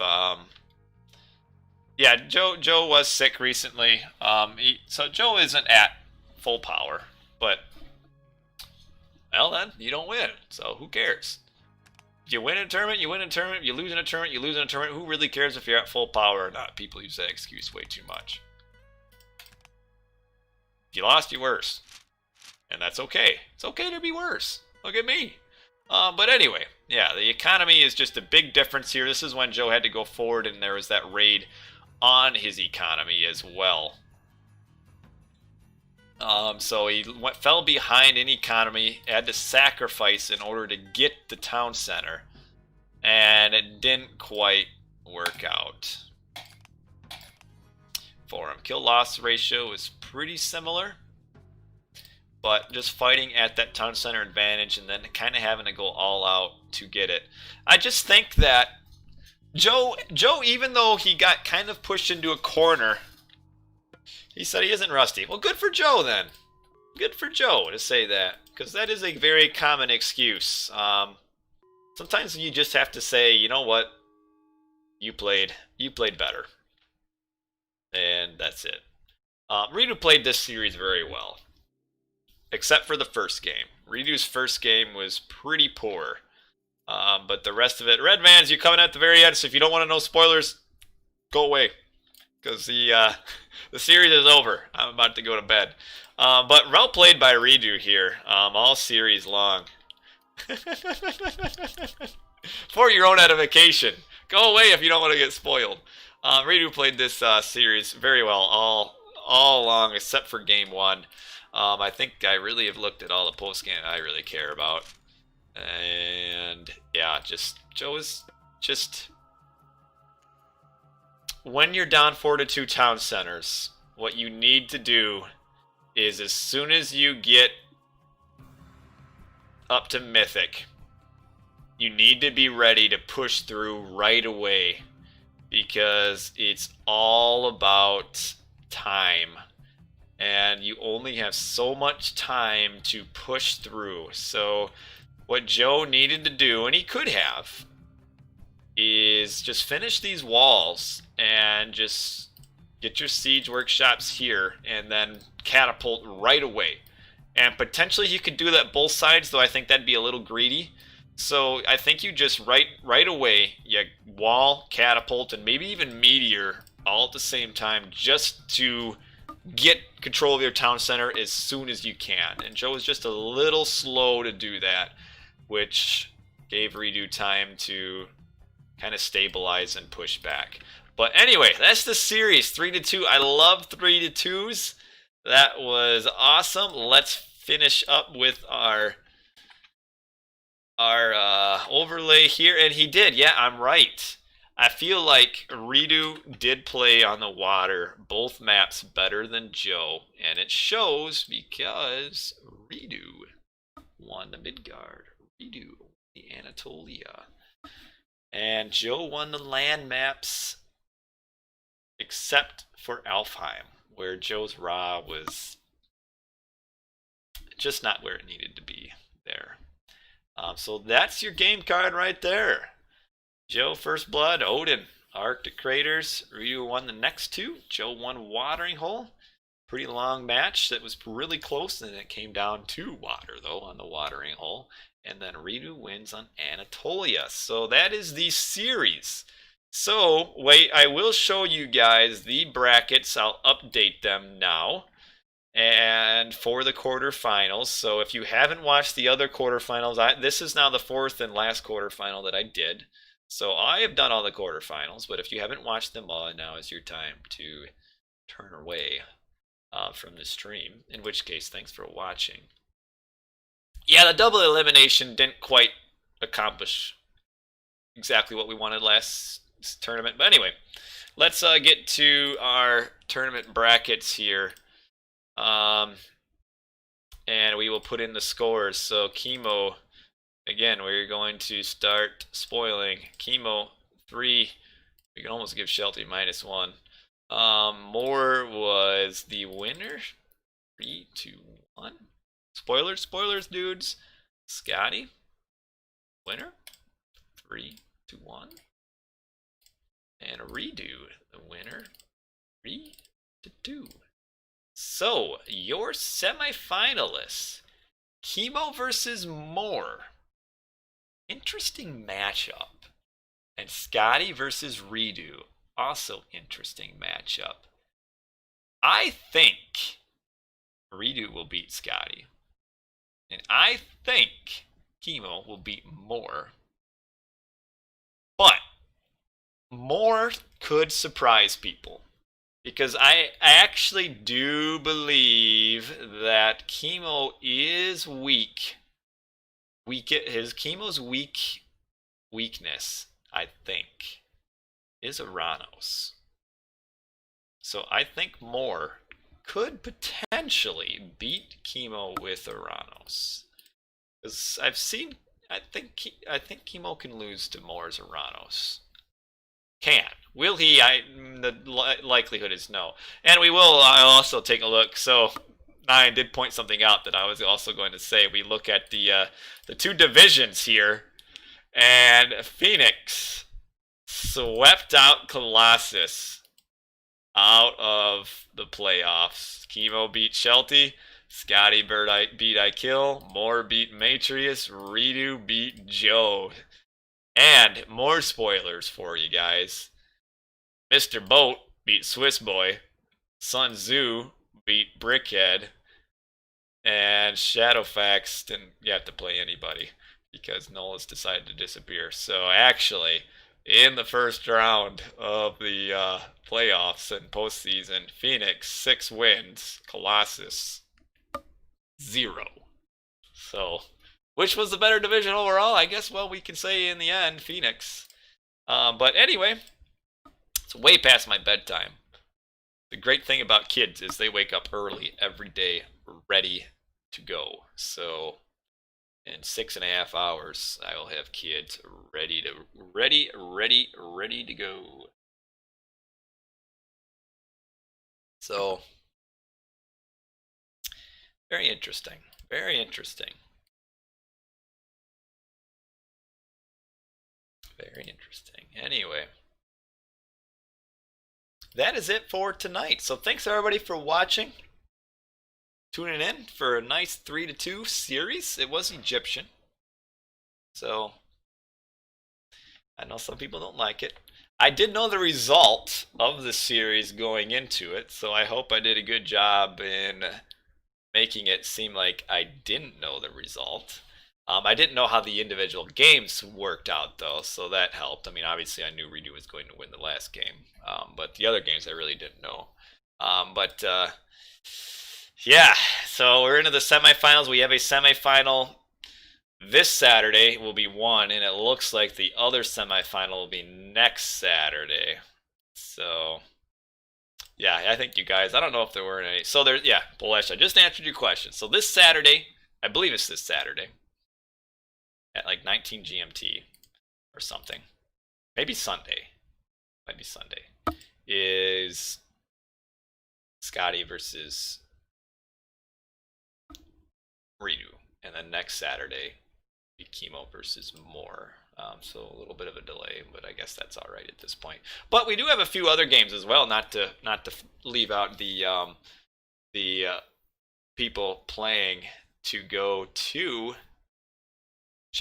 champions. We've got Nyan Racing Cat. He's got a bye. He'll end up playing, and he'll play kind of a bye. He'll play the loser of Mage versus Shadowfax.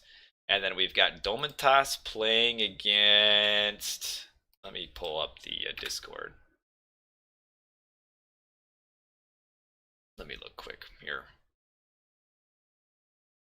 You think Shadowfax will lose to Mage? I don't think so. Mage disappointed me a bit against Mariano. Mage had one good game and the others weren't so good. And then the other ones, let's see. Domintas will play Brickhead. And Domintas could win that, I think. And then Rapple will play Swiss Boy. And Rapple could win that as well. So we've got Mariano, who did advance to champions. And then we've got a couple others that still have the opportunity to advance. So that's pretty cool. And when will the next Boobly season be? Not quite sure yet.